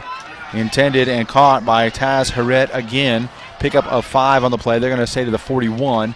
It'll be 2nd and 5. And again, the Lobos just giving these receivers for Fountain Hills the short space up front. Good defensive adjustment or reaction there to shut it down as soon as he caught the ball. This time the run to Butler, and he's hammered down, but not till he gets to the 45-yard line. And on the tackle, Luke Cron comes up and stops him quickly. It's going to set up a 3rd and 1, clock ticking with 1:04 to go. I'm a little surprised they didn't call with Butler going off the field. He got racked. He got hit right in the face mask. I'm a little surprised they didn't call the helmet to helmet hit there. I mean, you can't fault Crone. He's just trying to make a good form tackle, but he really drilled him right in the face mask. So with his helmet. On 3rd and 1, 2 receivers either side. Weinreich takes the shotgun snap, looking to throw right. Going to go deep. and nobody home. Overthrows everybody. Willis actually the closest man as the pass was intended to Ian Makowitz on the near sideline. Clock stops with 50 seconds, and boy, if you're Fountain Hills here, you might give Snowflake a little too much time if you can't convert on 4th down or something. They may just decide to punt it away. Well, you're 4th and 1, maybe 2 here, 4th and 2. So Weinreich's going to stay in there at quarterback. And looks like Terret and Reed in the backfield with him. He's going to go under center. Take the snap, give to the first man through, and I think they got enough for the first down. They do. To midfield. Credit the Falcons line for creating a big surge. Yep. And they have a Hornado Center first down, I believe just their second of the night. Well, you said it exactly right, Mike. Just great line surge on that left side by the Fountain Hills Falcons line. And Butler just finding that space and getting caught up right behind the drift there of the big lineman and able to cut through for the big first down. Weinreich empties the backfield, trips right, 2 to the left. Weinreich wants to throw quick, pump fakes, now throws to the out, going for his big tight end, number 88, Max Geiger, but it's overthrown again, incomplete. Clock stops with 28 seconds. You know, in Weinreich, we've been saying just a sophomore, 6 foot, 145 pounds or so. But he throws a nice ball. You know, he's got a good tight spiral, shows some good arm strength for just being a sophomore. I don't think the coach told him about the altitude thing. You're going to be more tired, but your ball will go farther. Yeah. So Weinreich sends trips left. Makowitz, the lone receiver, to the near sideline. Takes a snap, quick out, complete, and tackled immediately at midfield. No gain on the play. Kurt Wood on the tackle for the Lobos, and that'll probably be the last play of the half unless the Falcons decide they want to run one more with 15 seconds. They're going to call a timeout here, are the Falcons, to talk about that last play of the game. Well, 12 seconds. Or potentially last couple of plays, depending on what they decide to do. Depending on if they get a first down. Well, I mean, I guess you got to my guess is Weinreich could probably almost throw it to the end zone from here. Yeah, definitely. So it certainly wouldn't hurt I say it wouldn't hurt, but it could hurt to throw one up there to the end zone. Well, that's going to be a tough thing for him to do because since we've started this drive, or since the Fountain Hills team has started their drive here, Snowflake definitely in cover 4, if not just full-blown deep coverage in addition to that. Prevent defense. Prevent defense for sure, dropping their backers. So they're going to stay in that defense here. So it's going to be difficult for Fountain Hills. At some point, they may try the end zone. Kurt Wood, Bailey Cook, I believe Trey Schneider. No, excuse me, that's Claridge. And Willis, the 4 defensive backs in for the Lobos. Weinreich again empties the backfield with the trips on this side. Shotgun snap, looking to throw left. Pump fakes again, throws as he's hit, and it's almost intercepted. And right there on the coverage for the Lobos was Jade Bjorn, and it's going to be incomplete. So it's going to be 4th down and 9 to go with 7 seconds. Now, I guess you got to punt it away. Well, you know, Weinreich that time is doing a fake, as you said, Mike, to try to get kind of a wheel route going out on that sideline. But credit that Snowflake front. They're just putting a lot of pressure on him. He's just not able to get those long passes off. Keegan Bjorn that time coming in on the blitz to hit the quarterback right as he releases the ball. Falcons put their, boy, you can't take a knee here. They don't. They give it to the deep man. That is, he's got room. Oh, and he's finally upended at the 45-yard line. Thought he might have enough to pick up the first down as the give was to the deep man, Taz Hiret, and he's going to be stopped, and so they will turn it over on downs back to Snowflake. But with 2 seconds left, we'll see if the Lobos decide to take a knee. Stay tuned for the Sunrise Park Resort halftime show, where we will have a recap of first half activities. Also maybe try to give away some more Sun Devil tickets and possibly have an interview with Coach Solomon of the Lobos after this first half. 20-0 our score, Lobos on top. And maybe we could talk about Coach Dudley's comments in the first half, in the pregame. Kind of had a prediction about this one, and I don't know that it came true. Well, honestly, we were expecting Snowflake to pretty much dominate, but there have been flashes where these Fountain Hills teams have stiffened their back and made it tough. Oh, boy. Claridge goes deep to Patterson. Incomplete. Just overthrown. Had a step. How Fountain Hills isn't playing to prevent right there, I'm not sure. But Patterson just can't quite come up with it, and that's going to do it for the first half on iTalk 106.7. But before we go to halftime, we're going to have a quick interview with Coach Solomon and our sideline reporter, Brandon Todd. Brandon? Hey, thanks, Mike. Yeah, I'm sitting here with Coach Solomon as we're walking into the locker room. Coach, you're going into halftime up 20-0. Give me your thoughts on the first half. Well, happy, I'm not happy. We did some good things, but there's 2 scores that should have been on the board that weren't.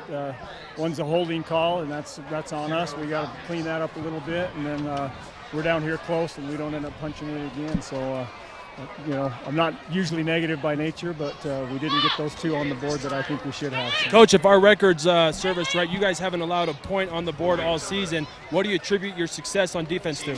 Just the hard play in that defensive front. They're down inside the 5-yard line, and you saw that. There's nothing up the middle when you get down that close. And awesome defensive front, good defensive scheming. So. Coach, good luck in the second half. Thank you. Mike? All right, thank you very much, Brandon, and for Coach Solomon for taking a moment at halftime to talk with us. We will step away. It's the Sunrise Park Resort halftime show coming up right here on iTalk 106.7 and on the web at iTalk1067.com. Sunrise Park Resort is now open every Friday to Monday through Labor Day weekend. Bring the family for a full day of fun and activities, including scenic cliff rides, mountain biking and bike rentals, tube slide, airbag jump, and more. Book your reservation at the Sunrise Hotel with beautiful views of the lake and mountain, or rent a boat at the Sunrise Lake Marina. And make sure you visit our general store for all your camping and fishing needs. For more information, please call 928-735-7669 or visit our website at sunriseskipark.com. Don't let salmonella get funky with your chicken. On average, 1 in 6 Americans will get a foodborne illness this year. So learn the right temperature to cook each type of meat. Keep your family safe at foodsafety.gov. Are you a business owner that enjoys watching local sports? Would helping the local youth spark your interest? Then you do not want to miss this opportunity. White Mountain Youth Productions brings you local sports produced by local high school students. Your tax-deductible sponsorship will keep us up and running and provide you with advertisement for your business. Call Sholo TV today to help your local high school students get experience while your business gets attention. Call 928-532-4160.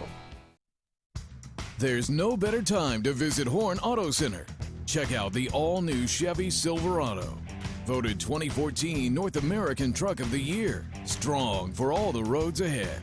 Or find new roads with the all-new Corvette Stingray. Voted the 2014 North American Car of the Year. Visit Horn Auto Center on the Deuce of Clubs in Sholo across from Safeway and at hornauto.com. You're at home with Horn since 1991.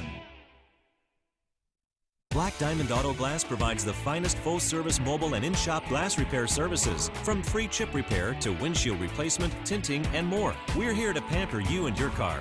Black Diamond Auto Glass.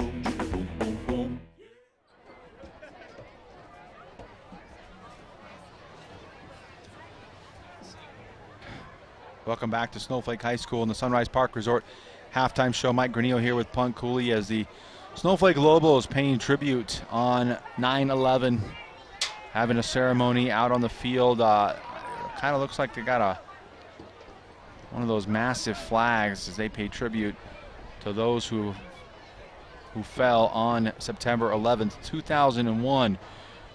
Doesn't seem like 14 years ago, but that just shows our age, I guess. Yeah, time flies.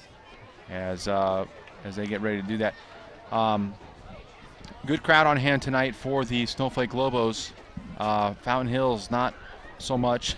Right. On the far sideline. Kind of a tough season so far for the Falcons, but I think if you were to ask Coach Dudley right now if he was pretty happy with only being down 20-0, he's got to be pretty excited about that. I believe so. I would readily recognize and acknowledge, as he did with Brandon before the game, that Snowflake certainly viewed as one of the powerhouses in this division. And when you come up here to play them at home and you consider the altitude changes and everything else, he probably worried a little bit about fatigue with his guys, but No, defensively, they definitely had some high points. Anytime you're able to stop Snowflake down in the red zone, and they shut down another drive and caused the Lobos to punt the ball. So, I think defensively he's probably feeling pretty good. Now, offensively, they definitely had some struggles, and I think they got a ways to go with that in the second half for sure. Absolutely. We'll see what kind of second half adjustments both teams will make. Perhaps we'll get an interview with Coach Dudley coming out of the halftime locker room and see what he told what he's telling his kids right now. But Snowflake probably not too excited. We heard Coach Solomon there before we went to break talking about, not probably real excited about their performance, only scoring 3 times, had a couple opportunities, a lot of turnovers for the Lobos. Absolutely, and then he had mentioned the penalty that brought back the long touchdown run. I can't remember. By Willis, right. So those are, breaks certainly for Fountain Hills, and things that Snowflake would really like to clean up, because, as you say, Mike, absent those two mistakes, Snowflake would have a bigger lead here. But still, Fountain Hills, if they're looking for some shining points, I think in that first half, those couple of defensive stands, and those were legitimate defensive stands, just playing up tough up front. Got some big play from Joey DeGroot, their tackle on that defensive line, along with Hernandez, number 54. So anytime your lineman can shine against this Snowflake Lobo line, that's certainly something to be talking about for sure. Our score is 20-0 here on the Sunrise Park Resort halftime show between the Lobos and the Fountain Hills Falcons. Snowflake putting together a great tribute here to 9/11. We're going to let them finish that up, and we will take a break right here on iTalk 106.7 and on the web at iTalk1067.com.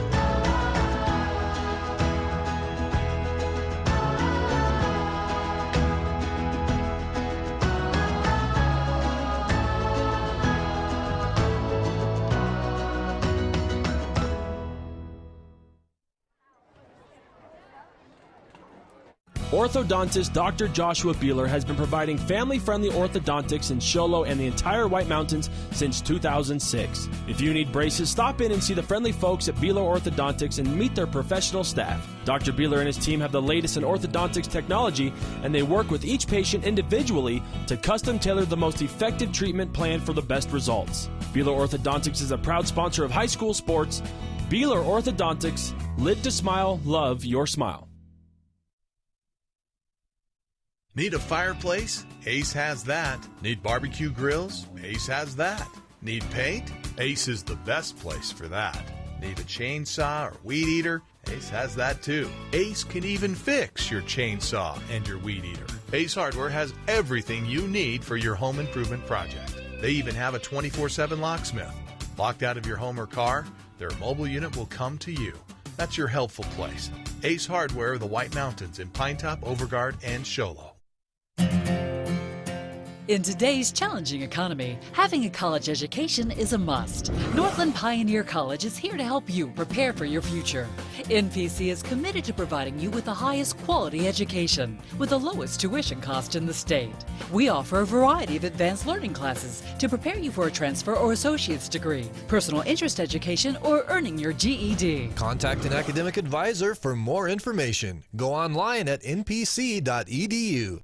Hi folks, Gentry Hatch here. Let's face it, in today's world, there are a lot of tools out there to help you buy a car. An iPhone, Kelley Blue Book, the list goes on and on.com. At Hatch Motor Company in Snowflake and Show Low, we know that you can and will find the best deal for you. We will even help you find it if you don't happen to have a smartphone, which I believe everybody does. Remember, no hassle, no pressure, simply the best in service and sales. Hatch Motor Company in Snowflake and in Show Low, and online all the time at hatchmotorco.com. Don't let salmonella get funky with your chicken. On average, 1 in 6 Americans will get a foodborne illness this year. So learn the right temperature to cook each type of meat. Keep your family safe at foodsafety.gov. This job looks perfect. It says you need a high school diploma. You've got one of those, right? Skip the drama. Get your diploma. I got that. Find free adult education classes at finishyourdiploma.org.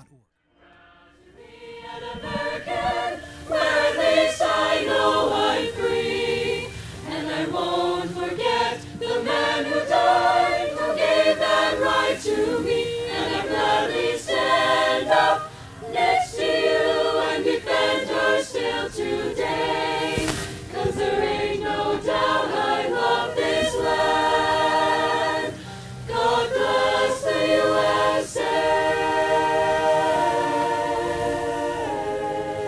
Snowflake High School Choir singing for you here. To the hills of Tennessee.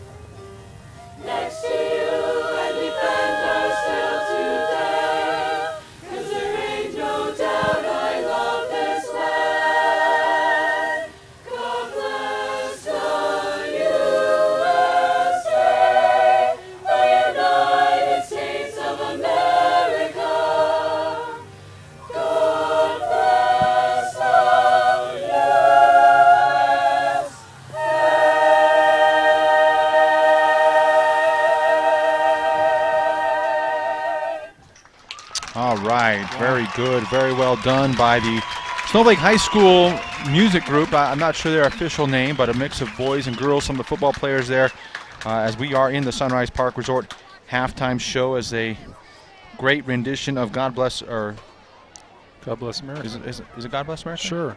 No, it's not God Bless America. I'm proud to be an American, right? Yes, That's proud it. to be America. That's it. Our score here, the Lobos 20, the Fountain Hills Falcons 0.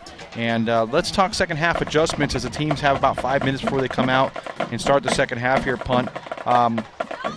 Let's start first with the visiting team, the Falcons from Fountain Hills. Couldn't really get a whole lot going offensively. What do they have to do to change that?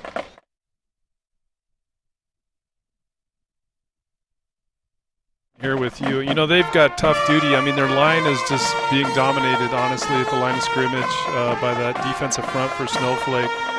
We've seen a couple of runs where they've been able to break through, but honestly, those were later when Snowflake had dropped into more of a prevent defense kind of regime there. But you know, and they can't rely too heavily on their passing game because that's not been shining exactly brightly as well. So, you know, I wouldn't be surprised if they just continue to try to attack the outsides and see if they can get any yardage. But anything up front, unless they somehow make some adjustments to their line play that allow them to get some space between the tackles, it's just going to be tough duty for them in that second half. And I think, you know, also for Fountain Hills, defense is going to play a huge role because you do not want Snowflake to get away with some big drives here and put up a lot of points quick. So, you know, that's one, I think, shining spot, like we talked about earlier, Mike, is for the Fountain Hills Falcons, is they've been able to show some toughness defensively. and that certainly will be a key for them to try to continue that here in the second half. All right, and that's kind of our Ace Hardware keys to the second half. All Ace Hardwares have a 24/7 locksmith. The next time you're locked out of your car, just need a key replaced day or night, any night of the week, call Ace Hardware. Your helpful place with 3 locations in Pine Top, Overguard, and Shoal. And Punt, obviously for the Lobos, kind of the converse of everything you just said for Fountain Hills. Yeah, well, you know, I think for them, with the 20-0 lead here in the halftime, ball control is going to be key for them. I wouldn't be surprised to see them continue running. Solomon, Zach Solomon has been very effective, certainly not the only runner, but he seems to have a nose for getting first downs. We saw him, I don't know with how many first down runs in that first half, so I think for them, just, you know, control the clock and control the ball as much as they can, and they should be able to walk in with the win fairly easily. Well, and obviously I'm sure Coach Solomon is going to tell Zach Solomon also to talk about holding on to the ball. Yes. All right, those are your Ace Hardware keys to the second half. We will step away on the Sunrise Park Resort halftime show. When we come back, hopefully we'll get some insights from Coach Dudley of the Fountain Hills Falcons right here on iTalk 106.7 and on the web at iTalk1067.com. All right, let me have...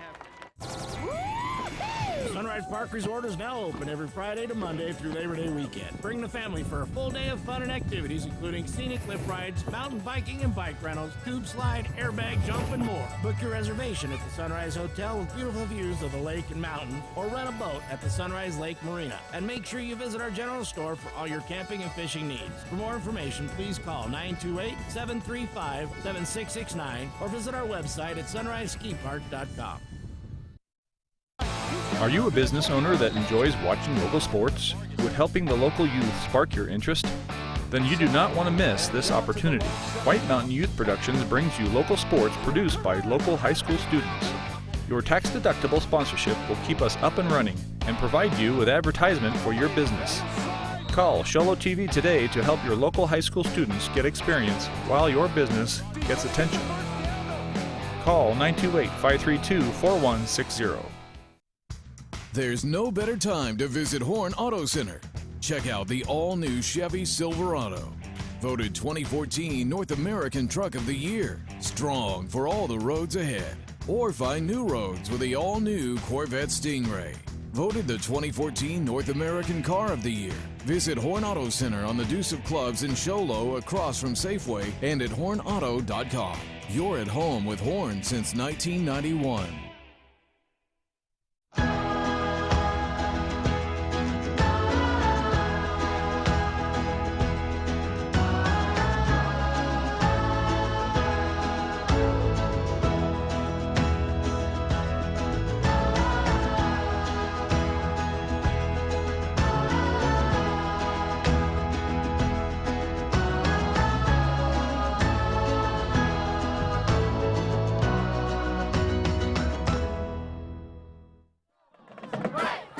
Welcome back to the Sunrise Park Resort halftime show. Our score, the Lobos on top 20-0 over the Fountain Hills Falcons. And last update, Blue Ridge trailing Thatcher Eagles 6-0 down in Thatcher.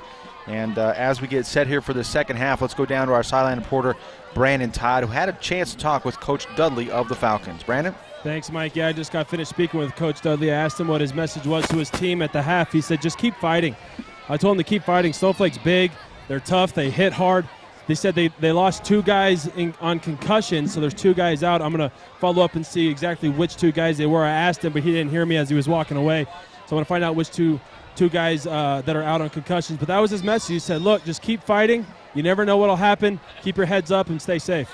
All right, thank you very much, Brandon. Snowflake Lobos will have the ball to start the second half. And also want to remind, if you're listening, if you're here at the game, actually live on site in Snowflake, we are going to, in the second half sometime, we are going to have a, I don't know what you want to call it, but we're going to give away 2 more tickets to the ASU Sun Devils. I have to say, I have to be very politically correct now as I talk about this. The ASU Sun Devils, we're going to give away 2 football tickets for the contest tomorrow down in Tempe. And so we'll announce that, and I don't know, so just be listening for that. we'll figure out a good something for you to do in order to earn those tickets. We can't just give them away. You got to earn them a little bit. Also want to thank the White Mountain Youth Production and Sholo TV for their help. I shouldn't say help. They're bringing you the video coverage of tonight's contest. Technical Director Nicole Krause and Chelsea Weir. On graphics, Julio Juarez and Caden Ramage. On audio is Dimitri Nez and McKenna Legg. Our camera operators tonight, Listen Nicole, Eli Martineau, Aubrey Callender, Nick Cantor, and Jessa Hunt. I want to thank, of course, Denise Westover, the advisor of the youth production, video youth productions here at Snowflake High School, for her help, and of course Mel West with Sholo TV. And that's going to do it here for the Sunrise Park Resort halftime show. And we are about set for the second half kickoff, the Northland Pioneer College kickoff. When it comes time to kick off your college education, choose the college with the lowest tuition in Arizona. Also want to thank other sponsors, the India Pine Restaurant at Honda, and Summit Regional Medical Center, along with Octopus Car Wash, all joining together to bring you live football coverage here in the White Mountains. Well, Mike, and we also got the update from the sideline on the 2 Fountain Hills players with concussions. One, their running back, number 3, Daniel Butler, and I think we even know the play where that happened in that second quarter. And then number 20, John Beamish, who is a sophomore wide receiver. So those 2 we will not see in the second half. All right, the Falcons will tee it up at the 40-yard line. Back deep to receive for the Lobos. Two guys deep. No idea who it is. I believe it's Luke Cron and Bailey Cook. And they are standing at their own 12-yard line. And we are set for the second half here from Snowflake High School. And there's the kick. It's a high end-over-end kick to the far side. Fielded by Cron. Loses it through his legs at the 15. Now at the 20. Picks his way through traffic at the 25, the 30, still on his feet across the 35, and will finally be stopped there at the 37-yard line. Good return by Luke Cron on the opening kickoff. Great return by Cron, just finding those little pockets up the middle there and fighting through a couple of broken tackles as well. So great job by Luke. Is it Cron or Cook? Luke Cron. Okay. I think is how you say his name. You're right. He's a senior, 5'11", senior. And we also have another Black Diamond Auto Glass scoreboard update, 35-20. The Sholo Cougars on top at half, and they are at Florence down in the valley. On 1st and 10, Claridge, quick pitch to Patterson. Looked ugly, but Patterson comes up with it and just gets back to the line of scrimmage, maybe a yard more. But that one had ugly written all over it, and Patterson made something of it. Yeah, a low snap and had to get down low to gather up the snap, and then in pitching it, pitched it high to the back. But regardless, they are able to get the play going. But credit Fountain Hills defense for just smothering to the outside. Number 44 coming up, Austin Samano in on the tackle, but he's up and doing okay after coming up slowly. On second down, give to Hatch on the end around. Has a blocker out in front of him. He's out across the 40. The 50, he's got the sideline and finally run out of bounds at about the 43-yard line in Fountain Hills territory. A Horn Auto Center first down for the Lobos. And another big block out on that edge by Zach Solomon, number 28, laying out either a corner or linebacker for Fountain Hills and just giving the runner a lot of space out on that edge and knocking off a big gain there. So on first down, Claridge breaks the huddle. They're at the 42-yard line. Same formation, everybody's in tight. One back in the backfield. Claridge takes the low snap and it's fumbled. And I believe Fountain Hills fell on it. It's a dog pile, and that one never got to Patterson. He was the man in motion. So far, Claridge and Patterson not on the same page. They're going to say it's going to stay with Snowflake, Wow. but they're dodging a bullet there. That ball was loose from the time it left the quarterback. Again, another low snap that he has to bring up, and in the process of bringing up to try to get it to the back, they can't connect, and it's just popping around like popcorn back there. The timing so important on that when they send that man in motion. Absolutely. And a bad snap. Not good.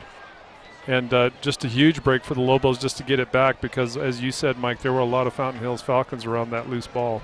So 2 receivers either side for Claridge. Bring a man in motion again. That's Patterson. But this time they're going to give to number 5, Cook. And he's got room up inside the 40. Finally brought down at the 30-yard line. And a Horn Auto Center first down earned by the Lobos. Pickup of 12 on the play. And again, that's that motion, that speed sweep motion, but they give it to the man going up the middle after those linebackers spread out on that motion and knocking off a big gain. Bailey Cook, we haven't seen him run the ball too much so far, but really strong run by him, the big 6-foot senior for the Lobos. And he will stay in the backfield as they bring a man in motion. That's Willis, but they're going to give it to Cook again, and he's loose up inside the 30, the 25, and knocked down at really close to another first down at about the 21-yard line. And again, just great execution at the line of scrimmage. Just a big surge right at the point of attack and giving Cook a lot of room. You know, a great-looking runner. I'm surprised we haven't seen him more. Well, who knows? Maybe, downhill guy, boy, and he runs strong. Maybe there's something going. Maybe he didn't play in the first half for a reason. 9-yard pickup on first down. Bring up second down and 1 for Snowflake. Send Tate and Patterson to the left. Claridge will stay in and Cook will stay in. They bring Hatch in motion across the formation, but they're going to try to Cook. No, give it to Claridge. He's going to keep it. He's going to be buried under loss on the play of a yard. It's going to bring up third down and 1 as Claridge had nowhere to go. This time they try the third of the 3 options and nothing doing there. Well, number 72, Tom Farrington, the defensive tackle, defensive end on that right side, the big reason for that play not going anywhere, just doing a great job of cutting through and putting pressure on Claridge as soon as he elects to keep the ball and move. Just coming up with a big tackle. So it'll be 3rd and short for the Lobos. Same formation. Now Solomon back into the ball game, flanking Claridge's right. Bring Patterson in motion again. Give it to him. He's going to try around. He's got Solomon lead blocking. He cuts it up inside. Has enough for the first down and more. He's at the 10. He's at the 5. Carrying tacklers into the end zone. No, they're going to stay. He was just a yard short, but a good run of 20 yards for Patterson, Alex Patterson, and credit again the blocking of Zach Solomon on the outside. Yep, Solomon out on the edge there leading the blocking, puts on a good block, but also a couple of great cuts by Patterson with the defense in pursuit. He's able to cut back on a couple of quick steps and get near. It looked like he was definitely in the end zone. It may have just been his knee that hit before he got there. So give to Patterson. He gets into the end zone this time. Touchdown, Lobos, right behind big number 52, Ammon Hall, the senior offensive lineman for the Lobos, and put 6 more on the board for Snowflake on that Horn Auto Center first down play. Well, you called it perfectly, Mike. Just big line surge on that right side, allowing Patterson plenty of room to get into the end zone. Let's go down to our sideline reporter, Brandon Todd, who was down there right there for that play. Yeah, Mike, thanks. That was a good call by the ref, calling it 1 yard short. It looked like he got into the end zone, but I was right on top of it. It was a good call. I love it that Snowflake, though, they credit Patterson. Look, at great run on the previous run to get down to the 1 yard line. They say, you know what, you worked hard. Here's the ball again. Get in for a score. You got to credit Snowflake for giving the young man the ball and letting him score that touchdown after bringing it down to the 1 yard line. All right, thank you very much, Brandon. Indeed, as Step comes on for the point after try, and he knocks it through. So with 8:35 to go in the third quarter, our score, Lobos 27, Falcons 0. You're listening to Hatch Motor Company's presentation of high school football on iTalk 106.7 and on the web at iTalk1067.com. Orthodontist Dr. Joshua Beeler has been providing family-friendly orthodontics in Show Low and the entire White Mountains since 2006. If you need braces, stop in and see the friendly folks at Beeler Orthodontics and meet their professional staff. Dr. Beeler and his team have the latest in orthodontics technology, and they work with each patient individually to custom tailor the most effective treatment plan for the best results. Beeler Orthodontics is a proud sponsor of high school sports. Beeler Orthodontics, live to smile, love your smile.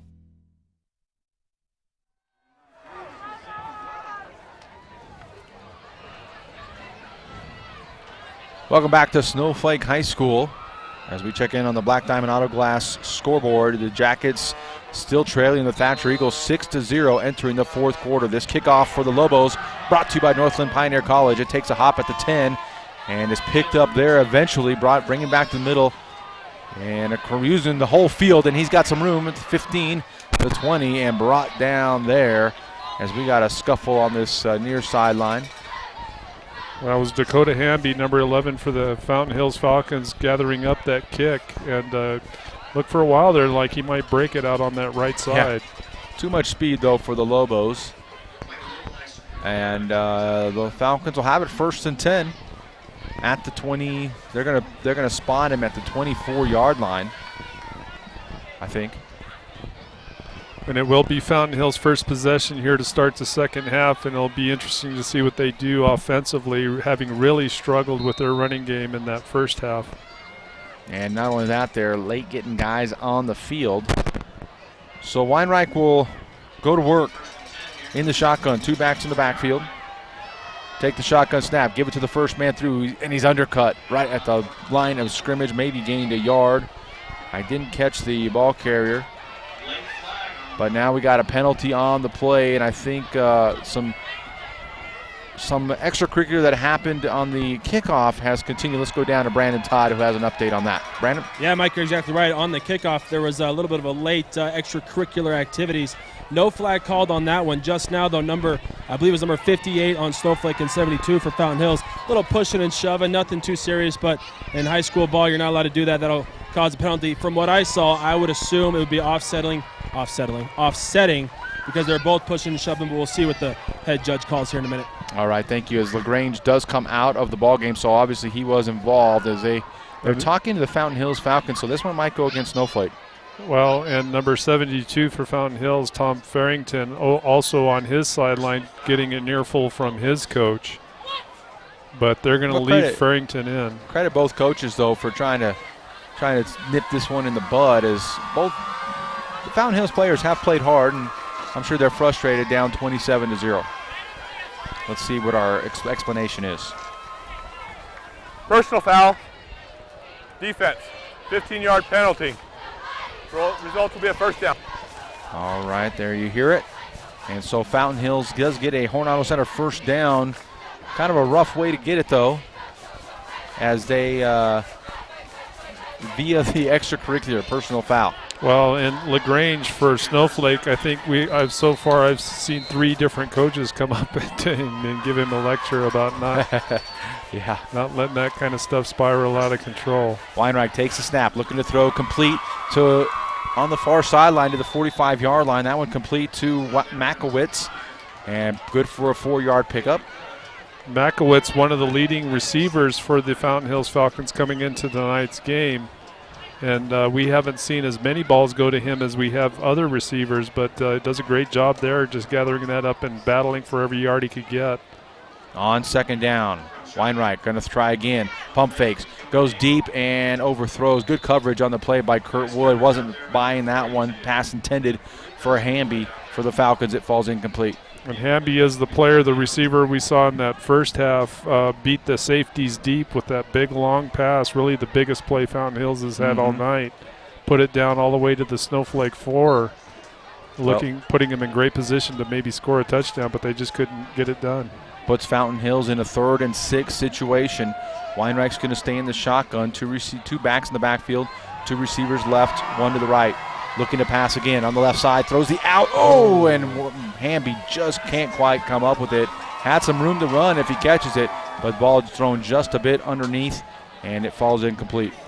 Well, and, credit, again, Weinreich putting that ball where it needed to go, kind of a tight window with that coverage, and just Hamby just not able to gather it up, maybe a little on the low side, but tough play there for the Fountain Hills Falcons, looking like they could maybe, with that reception, certainly get a first down and be in good position to mount a drive. So now Fountain Hills forced to punt. Willis stands at his 22-yard line. There's the snap, and the punt is away. It's a low spiral, but it's going to be fielded by Willis at the 20. Here comes the pursuit, and a big block as Willis cuts it up inside. He's at the 30, now changes field. He's at the 40, down the far sideline at midfield, and taken out of bounds there at about the 46-yard line. A good return by Willis, and some big blocks for the Snowflake Lobos. Andrew Hoyt for the Falcon Hills team, able to get on his wagon or get on his horse and cut across the field. Had to hustle to get there with that great run, but takes him down at just on the 48 of Fountain Hills. Absent his tackle, that would have been a touchdown run for Snowflake. So the Lobos will have it in Fountain Hills territory at the 48-yard line. Claridge is going to stay in there at quarterback for Snowflake. 2 receivers either side. Solomon to Claridge's left. Bring Patterson in motion. Take the snap, fake to him. Now Claridge wants to throw. Looking left, now throws it back to the middle across the field, and it's picked off at the 45-yard line by the Fountain Hills Falcons. Run out of bounds at midfield, and a big interception by Claridge. Did not see. Jacob Simon, number 5, the outside linebacker, drops back into his zone coverage, and as you said, threw it right to him. And he threw it. Anytime you throw it back to the middle, right, you're asking for trouble. Absolutely. So just a good job, and obviously Claridge did not even see the defender having thrown the ball right to him. So again, Fountain Hills hanging tough here, getting the big turnover. The question is, can they move the ball and try to get some points on the board here? So 1st and 10 for Fountain Hills in Lobo territory for the second time tonight at the 48-yard line. I-backs behind Weinreich. Under center. Give to the first man through. Has a little room, a little seam off right tackle. That's Kanoa Reed. And he is at the 42-yard line. And it'll bring up 2nd down and 5. So not a bad run there for Fountain Hills, considering the difficulty they've had pretty much all game just finding any space up front. But the line for the Falcons that time able to open a hole to knock off a 5-yard gain. On 2nd down and 5. Weinreich again goes under center, sends one receiver right, one to the left to the near sideline. That's Max Geiger. I-backs behind him as Weinreich signals the play. Take the snap. Give it to the first man through and to the 40-yard line and not much more. Forward progress going to set up a 3rd down and 3. Number 6, Kanoa Reed, having stepped in for Daniel Butler, their starting running back, who left the game with a concussion. Doing a good job there, just getting what he can, having run into that stout defensive front for the Lobos, but still able to eke out a couple of yards there. And LaGrange has to come out for the Lobos on 3rd down and 2. Falcons changing the play after they see the Lobo defense. I-backs take the snap. Weinreich's going to try it, take it himself. He's going to be very close. It's going to depend on the spot by the near line judge on this side on whether or not he's got the 1st down. That's going to be really, really close. And they're going to the far side. They're putting it right on the marker. They're going to have to pull the chains out. Maybe. They probably will. Brandon Todd, he wasn't on that one. And they are going to call an official's timeout in order to bring out the chains and see if Weinreich had enough for the 1st down on the quarterback keeper. Well, he clears the line of scrimmage, does Weinreich, of course, through that gap, but whoever came up, I couldn't see the defender for Snowflake. That was a big collision, but credit Weinreich for just continuing to move his feet. And in doing so, gets the 1st down for the Falcons. It is the Horn Auto Center 1st down. You're at home with Horn since 1991. So it will be a 1st down as the Falcons are at the Lobo 38-yard line. 1st and 10. Weinreich's going to stay under center. Sends 2 receivers to the left. I-backs behind him. Tied into the right side, takes the snap. They're going to give it again. And room off right tackle again for another 4-yard pickup for Reed for the Falcons as they found a little bit of a hole there. Well, and that's, but now Reed's hurt. Yeah, Reed comes up limping. But I was about to say that's a couple of plays now where we've seen Fountain Hills be able to execute at the line of scrimmage in terms of opening up space, and that's something we did not see at all in the 1st half, so they've certainly made some adjustments. We have another Black Diamond Auto Glass scoring update as Reed is going to get some medical attention on that far sideline. In Thatcher, Blue Ridge has taken the lead 7-6 over Thatcher with 5 minutes left in that one. Wow, what a game. That could be exciting. 5:13 to go here in this one, but we're in the 3rd quarter. Snowflake on top 27-0 as they attend to Reed. Looks like maybe just a cramp as they're working, I believe, on his left calf. Thanks to our camera people, I suppose you have to say these days. Camera people for getting that shot as the trainers over there working on the left side. Well, and Fountain Hills can ill afford certainly to lose Reed Another here. ball Yeah, carrier. having left Butler, their starting back. Because if you look at their roster, and we've talked about this earlier, they're not. They don't have many upperclassmen to begin with, but then even at each position, there's not a lot of depth. I think they've only suited up about 28 guys tonight. So on 2nd down and 6, they'll have to bring in a new running back. I believe that is Austin Samano. Played a lot on defense. And the deep man is Harrett for the Falcons. Send 2 receivers to the near sideline. Weinreich will stay in at quarterback. He's going to go under center, set the tight end to the right side. Take the snap, fake it, give it to the deep man. Has room on the right side again, and a good line surge and another 4-yard pickup. Going to take it to about a yard shy of the first down and set up a 3rd down and 1 for Fountain Hills. So another running play, Mike, surprisingly, where they're able to execute up at the line of scrimmage, open some gaps for those runners, and it seems like they're hitting that right side fairly consistently is Fountain Hills, so they made some kind of adjustment at halftime that's certainly working here. Reed comes back into the game for Fountain Hills. On 3rd and 1, Weinreich under center. I-backs behind him. Take the snap, give to the first man through, this time on the left side, and the line surge gets the 1st down and more for Snowflake as they let the pile continue to move. It's a Horn Auto Center 1st down for the Falcons. Well, and it could be, Mike, too, as Coach what's his name? Dudley, thank you for Fountain Hills. At halftime we asked him, well, we're just telling our guys to play hard, keep playing hard, and maybe it's just a mental thing. They've seen what they saw what Snowflake threw at them in the first half, and they figured, hey guys, let's just keep battling. And sometimes that makes a little bit of a change in terms of momentum. On 1st and 10, Weinreich giving to Reed. Reed trying to bounce the outside, but not much doing there. Picks up 3 on the play to the Lobo 21-yard line. As the hole kind of broke down for the Falcons. Well, they're staying with the running game, are the Falcons here, and they have every right to do that, having had some opportunity here to push through that defensive front and find a way to get some 1st downs and string together a pretty good drive here. On 2nd down, we'll call it 7, a long 7, I-backs and 2 receivers to the right side. Weinreich takes a snap, give it to the deep man, and he goes off left tackle. Another pickup of 3, we'll call it. Going to bring 3rd down and 5 as the Falcons are in the red zone of the Lobos for the 2nd time tonight. The last time didn't go so well. We'll see what they can do here. Well, then 3rd and 4, 3rd and 5 it'll be interesting to see if they stay with the run here. And maybe go play action this time as Weinreich stays under center. Take the snap, fumbles it, and I believe Reed fell on it for the Falcons, so they will retain possession. But now it's 4th and 5, and boy, just when the Falcons think they might have something going, they make a huge mistake. Yeah, big mistake there, and it kills the momentum that they did have potentially. Derek Weinreich just simply pulling away. It looked like a little too soon there from the center.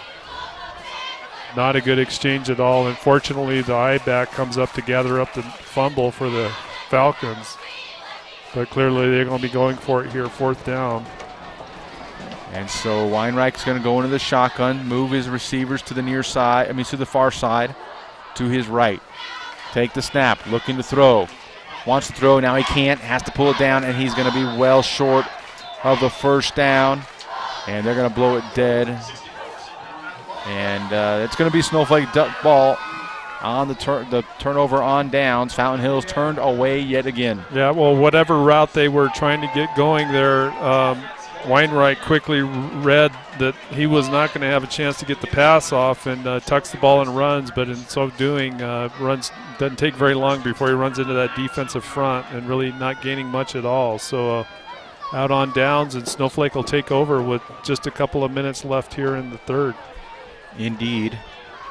This game kind of been a little slow going, as on 1st and 10 at the 20. Claridge takes a snap, quarterback keeper, left side, turns the corner, 5 yards for Claridge as he is to the 25-yard line for Snowflake. And again, just getting some good blocking out on that edge from his running backs, along with the tight end or the wideout, J.T. Tate, coming in with a big block and giving Snyder some room to break loose for a good-sized run there.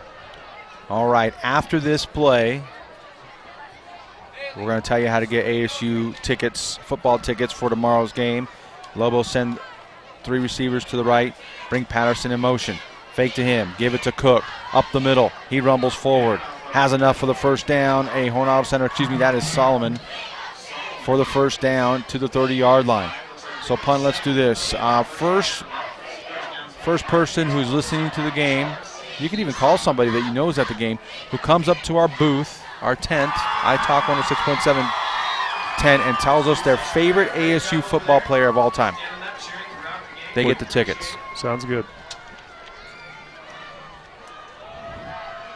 Send Willis in motion. Patterson gives to him. He's turned up inside, and he's going to be dropped for a loss. Big tackle by Max Jordan for the Fountain Hills Falcons as Willis gets dropped for a 5-yard loss on that first down play.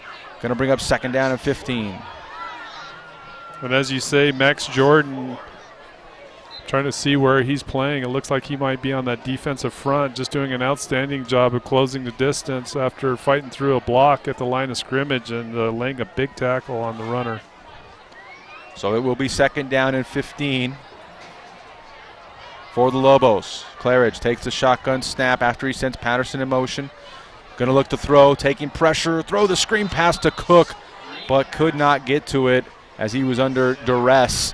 Well, and that screen pass, even though it had space, it was a rush pass. And again, credit Max Jordan coming out from that defensive end position, putting big pressure on the quarterback. So did we get a winner? No, no. Oh. We have not. Nobody has come up and told us their favorite ASU player. If you're listening to the game on iTalk 106.7, you know somebody who's at Snowflake. They can tell. They can. I mean, I know it's hard to come up with a favorite for ASU, but certainly you got to come up with somebody if you want 2 free tickets to tomorrow's game. Claridge rolls right, looking to throw, has time, throws the far out pass and too far as it goes out of bounds, intended for Richard Baird, but it's incomplete. Going to bring up 4th and long, and Snowflake going to be forced to punt with 20 seconds to go here in the third quarter. And again, some good defensive pressure at the line of scrimmage from the big guys up front for Fountain Hills. Not able to get to Claridge that time, but put some pressure on him to where he had to throw that ball out. Maybe not with as much time as he would prefer. So the Lobos will be forced to punt. Return man for the Falcons stands at his 44-yard line. I believe that is Reed. The snap, punt is away, and it's a good one. Reed's going to come up and field it, though, at his 45. Falls on it. Ball was loose for a moment there, but he does fall on it at the 48-yard line. So, again, good field position for Fountain Hills. Can they do anything with it as we near the fourth quarter? Well, that was a little scary. Kanoa Reed had to come up quickly to just get his hands on that, and fortunately able to fall on it and not create the turnover. All right, on 1st and 10. Weinreich in the shotgun, one back behind him, 2 receivers either side. Going to hand it off, though, up the middle, and there's room again for Reed as he falls forward for 4 yards. And it'll bring up second down, and that will do it for the third quarter here from Snowflake High School. The Lobos lead 27-0. You're listening to Hatch Motor Company's presentation of high school football on iTalk 106.7 and on the web at iTalk1067.com. We'll be back for the fourth and final right after this. In today's challenging economy, having a college education is a must. Northland Pioneer College is here to help you prepare for your future. NPC is committed to providing you with the highest quality education with the lowest tuition cost in the state. We offer a variety of advanced learning classes to prepare you for a transfer or associate's degree, personal interest education, or earning your GED. Contact an academic advisor for more information. Go online at npc.edu.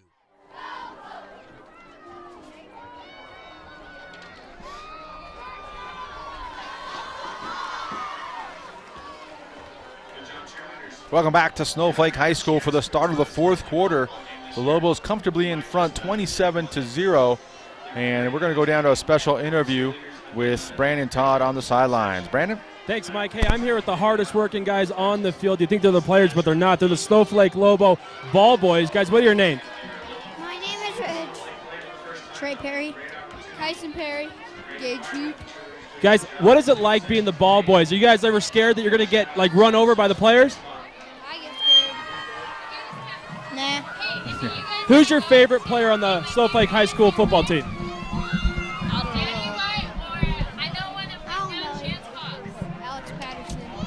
Alex Patterson, shout out. Alex Patterson. 2 shout outs for Alex Patterson. Do you guys hope to play Snowflake football, high school football someday? So you guys keep working hard, all right? Thank you. All right, thank you very much, Brandon. And on second down, passing complete as big rush put on that time, I believe, by Justin Weber. Put Weinreich on his backside, and Weinreich a little slow getting up. But we have a winner on the ASU football tickets. Wait, no, we can't give them to her yet. She's got to say on air who her favorite football players are. But after this play, on third down, Weinreich wants to throw again, and has a man, and it's just incomplete. Intended for Max Geiger, and it's going to fall incomplete. Going to bring up fourth down for Fountain Hills, and thank you for you. You have to, what's your name, I'm sorry? Kelsey Wilkins. Kelsey Wilkins, the winner of 2 football tickets to the ASU football game. But you got to tell us who your favorite ASU players are. Danny White, or I believe he still plays for ASU. His name is Chance Cox, and I actually went to school with him. So. Yeah, Chance Cox from Blue Ridge. Yep. Plays at ASU. All right, well, thank you so much for listening. Or did somebody cheat and tell you from home? Oh, no, I knew Chance. So. No, from that we were giving these away on the radio. You're on the radio. My aunt told me, but then my dad was like, go over there. All right. So. Awesome. Well, thank them so much for listening, and congratulations on the tickets. Thank you. All right. As on fourth down, Weinreich sacked for a loss, and a tough night for the young sophomore quarterback as the offensive line just cannot hold back that Snowflake Lobo rush. And I believe we have a Black Diamond Hourglass scoring update from the Blue Ridge Thatcher game. Well, Mike, you had mentioned that Blue Ridge going up 7-6 with just 5 minutes left with Lane Penrod scoring that touchdown run, 10-yard touchdown run for Blue Ridge. And now the latest update I have is Thatcher driving on the 20-yard line with just 29 seconds left. So very tight ball game. Exciting finish over in Thatcher. Here our score 27-0, 11:20 to go in the fourth. Lobos have it, 1st and 10 at the 45-yard line. Bring a man in motion. It's a fake to Solomon, and Solomon drags a defender with him. That's Jordan for the Falcons. Somehow Solomon gets back to the line of scrimmage as he was hit about 4 yards deep in the backfield. Well, Max Jordan right there in the backfield with the exchange between Solomon and Claridge, and we saw him on the last possession for Snowflake. Number 50, Max Jordan, just giving them fits too, so he's continuing outstanding defensive play here. And excuse me, that is Patterson in at quarterback for Claridge. He's going to fake it. Now he's going to pass to the outside, and it's complete to Baird, and Baird has room to run after the catch across the 40, knocked out of bounds actually at the 40-yard line. Pick up a 4 on the play, going to set up a 3rd and 5 as perhaps an opportunity for the Lobos to give Claridge a little break and give Patterson some reps here in the fourth quarter. Well, Snowflake is finding a way to move the ball, but I tell you, Mike, the theme certainly in the second half compared to the first is that Fountain Hills somehow found the muster to toughen things up here in the second half in terms of how difficult they're making it for the Lobos to move the ball offensively, doing a much better job. On 3rd and 6, Lobos, low snap. Patterson picks it up. He scrambling for his life, and he's going to be sacked back at the 50-yard line. Good pursuit by Tom Farrington of the Falcons, and he drops Patterson back for a 10-yard loss. Going to set up a 4th down and a whole bunch. Yeah, great defensive line play again. We keep calling those numbers, number 72, number 50, just doing an outstanding job with the pressure, and we just get the final word. Blue Ridge I'm not sure what his first name is. Jones intercepts at the Matt Jones, I believe? No, it's not him. It's younger someone. brother. Yeah. Anyway, he intercepts at the goal line for the Jones. win. Nick Jones, I believe. Yep, that's right. Blue Ridge wins 7-6 over Thatcher. On 4th and 14, Lobos look like they're going for it, and Fountain Hills is not trusting it. And so they're going to take a timeout. We will take it with them with 9:15 to go. Our score 27-0. You're listening to Hatch Motor Company's presentation of high school football on iTalk 106.7 and on the web at iTalk1067.com. Hi folks, Gentry Hatch here. Let's face it, in today's world, there are a lot of tools out there to help you buy a car. An iPhone, Kelly Blue Book, the list goes on and on.com. At Hatch Motor Company in Snowflake and Show Low, we know that you can and will find the best deal for you. We will even help you find it if you don't happen to have a smartphone, which I believe everybody does. Remember, no hassle, no pressure, simply the best in service and sales. Hatch Motor Company in Snowflake and in Show Low, and online all the time at hatchmotorco.com.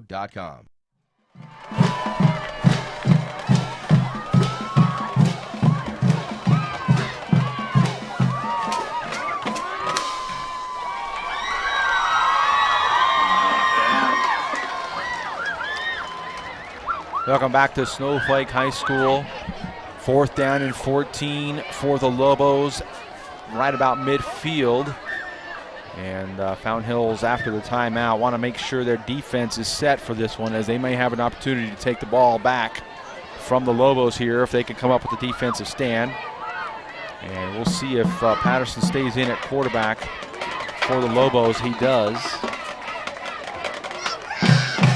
And he's going to have Solomon in the backfield with him. 2 receivers to the right, 2 to the left.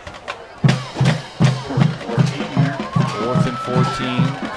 The 4th. Patterson wants to throw, looking deep, and it's intended for a man on the far sideline, and it is caught complete to Whitlock for the Lobos, and Patterson, big pass by the backup quarterback, Alex Patterson, a 21-yard completion, and a Horn Auto Center first down for Snowflake. Well, a nice toss indeed, right on the sideline, and credit Whitlock as well, finding that seam between the corners and the safety out there. Finding room, and just great execution by Snowflake to get a first down, something they've kind of struggled to get here recently. Lobo's going to go outside with Willis as he actually cuts it up inside, has some room inside the 20 to the 15 and run out of bounds at the 14-yard line. Lobos went with the heavy set again, but this time run it to the outside. Right. You can see the Fountain Hills Falcons adjusting to that bunch set or cluster, whatever you want to call it, and Snowflake being smart with that counter and able to bust it loose for a good gain there. So ball spotted at the 15-yard line, It's going to be 1st and 10. On first down, same formation. Patterson in the shotgun. Take the snap, give it to the first man, the deep man. He's got some room sliding through the middle. That's Baird, and he falls forward for a pickup of about 5 yards to the Falcons' 10-yard line. Well, nothing really fancy in terms of just straight ahead running the football up the gut. The difference here now, Snowflake line finding a way to clear out those big defensive guys for the Fountain Hills Falcons and finding room or making room for these Snowflake runners. And they're going to, in the process, also chop away at this game clock. Cook now in the backfield with Patterson. Take the snap, give it to the second man, ball's loose. And who's got it? I think Snowflake recovered it at the 15-yard line, as, again, some problems on the exchange between Patterson and Solomon, I believe. Yep. Something they're going to have to get answered this next week's practice. Well, credit some pressure up front, too, from Chris Hernandez for Fountain Hills. He's the one that got his mitts on that loose ball, just couldn't pull it in. So Snowflake, in a way, dodging another bullet there. They've had a lot of turnovers, surprisingly, this game, at least by their standards. Well, at least put it on the deck, if not turn it over. But it's going to be a 3rd down and 10 for the Lobos. Patterson stays in at quarterback, Cook to his left. In the backfield. He wants to throw, though. Patterson's rolling right, looking right, throwing to the end zone, has a man, it's overthrown. Intended target was Trent Hatch, and he had a step on the defender, but they cannot connect. Yeah, they do the corner route into the deep corner, and maybe just a little too much air on that pass. Just not able to connect to Trent Hatch, number 20. So it's going to be 4th and 10.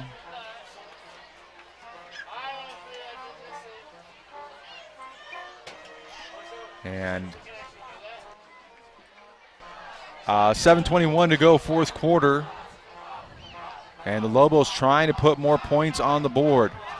Haven't only been able to come up with one score here in this second half. Ball's at the 15-yard line. Solomon's going to stay in the shotgun. Patterson the shotgun. Solomon to his right. Bring Cook in motion. There's the snap. But Patterson wants to throw. Screen pass to Solomon at the 15, the 10, the 5. It has enough for the Horn Center. First down. Solomon gets down to the 4-yard line, and a big conversion for the Lobos. And a big touchdown-saving tackle by number 5, Jacob Simon, who's dropping back into his zone linebacker position, but not after Solomon, just knocking off a big gain with great up-front blocking from the line on that screen pass. So it'll be 1st and goal to go from the 4. Patterson stays in there, quarterback, and they load up the right side again. Cook to his left. Patterson takes the snap, give it to Cook. He's got room in the middle, and touchdown, Lobos. From 4 yards out. Cook this time getting on the board, following behind the big block of Justin Weber, the senior offensive lineman for the Lobos. 6 more points for Snowflake.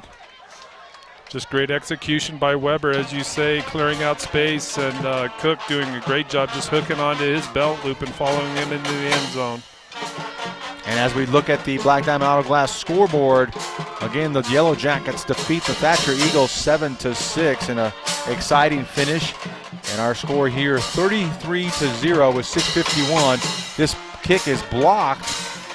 The extra point try is blocked, and so that'll keep our score 33-0. You're listening to Hatch Motor Company's presentation of high school football on iTalk 106.7 and on the web at iTalk1067.com. We'll be right back. Hi folks, Gentry Hatch here. Let's face it, in today's world, there are a lot of tools out there to help you buy a car. An iPhone, Kelly Blue Book, the list goes on and on.com. At Hatch Motor Company in Snowflake and Show Low, we know that you can and will find the best deal for you. We will even help you find it if you don't happen to have a smartphone, which I believe everybody does. Remember, no hassle, no pressure, simply the best in service and sales. Hatch Motor Company in Snowflake and in Show Low, and online all the time at hatchmotorco.com.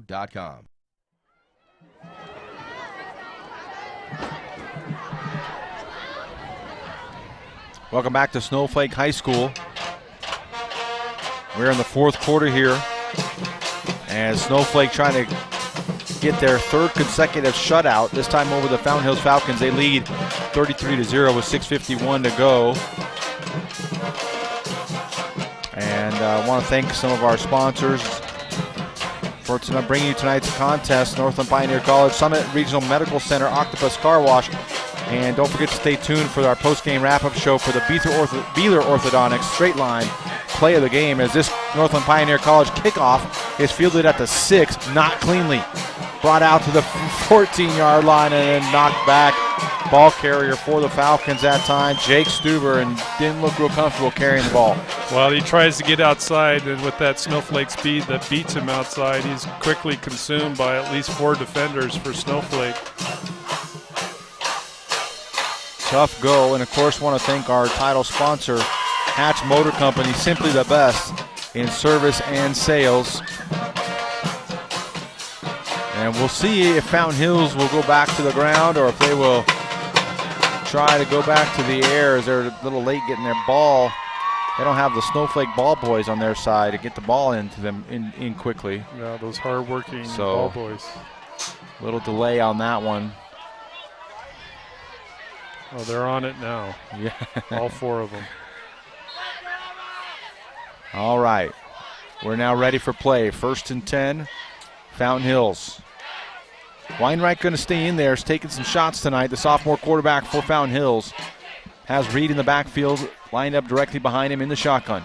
2 receivers to the right, but give to Reed up the middle, and that hole closes up fast as Reed is tackled for a 1-yard loss. Tackle on the play made by Dakota Moore for the Lobos. Well, and you were questioning, Mike, what Fountain Hills would try to do here with just over 6 minutes left in the fourth, down 33-0. They go with the run there, but I think more than anything, they're just going to try to see if they can march down the field with whatever production they can gain, whether it's passing and running. Running clearly, surprisingly, so far in this second half, going pretty well for the Fountain Hills Falcons after struggling in the first half. This time Weinreich goes to the air and had a man open, hit him in the hands. Ian Makowitz can't come up with it though. Cook stepped in front of it, might have tipped it a little bit, but the pass falls incomplete. Going to bring up 3rd down and 10 for Fountain Hills. Well, and we've seen that quite a bit too. That's another thing with Fountain Hills in terms of their execution tonight. Wainwright, for the most part, throwing a pretty good pass and a lot of passes into pretty tight windows. He's just having, as receivers, struggling with catching the ball tonight. So the Falcons will send a receiver to the near side, 2 to the left. Weinreich in the shotgun, takes the snap, looking to throw, has a man over the middle, and it is picked off. At the 20, the return man, that's Cook at the 10, 5, and dives into the end zone. Touchdown, Lobos. Bailey Cook, 30-yard interception return for a touchdown. Weinreich goes to the air one too many times. Well, and Bailey Cook doing a great job at that safety position, just reading his eyes, and as soon as he released, Weinreich released, came up quickly and jumped the route, and nothing but grass in front of him on that left side to jump into the end zone for the touchdown. I believe Tom Farrington, the injured Falcon, down there on the sideline, or down the field. Let's go down to our sideline reporter, Brandon Todd. Yeah, it was just a huge block that was laid on number 72 as we see him getting up on his feet. He was looking at the man running the ball, had his head turned. It was a clean block. Now, I'm not trying to say it was a dirty block, just a really big block right in the midsection. It looked to me like he just got the wind knocked out of him as he's walking off the field under his own power. But, yeah, huge block laid right there. That's why the man was down. All right, thank you very much, Brandon. And I wonder if, Brandon, if maybe we could find out whether Tyler Claridge is okay. I mean, no surprise you might bring in a different quarterback at this point when you were up 30, 27-0 or whatever. I believe they're going to bring in another quarterback. We see Trey Schneider warming up on the Lobos sideline. Big, tall kid. Well, we can see 6'3". Claridge standing on the sideline chatting with the guys, so I'm assuming they're just trying to get some reps in with some of these other guys. So Stepp will try the untimed down, point after try, and it is good. With 5:53 to go, our score, the Lobos 39, the Fountain Hills Falcons 0. We will step away. You're listening to Hatch Motor Company's presentation of high school football on iTalk 106.7 and on the web at iTalk1067.com. Park Resort is now open every Friday to Monday through Labor Day weekend. Bring the family for a full day of fun and activities, including scenic cliff rides, mountain biking and bike rentals, tube slide, airbag jump, and more. Book your reservation at the Sunrise Hotel with beautiful views of the lake and mountain, or rent a boat at the Sunrise Lake Marina. And make sure you visit our general store for all your camping and fishing needs. For more information, please call 928-735-7669 or visit our website at sunriseskipark.com.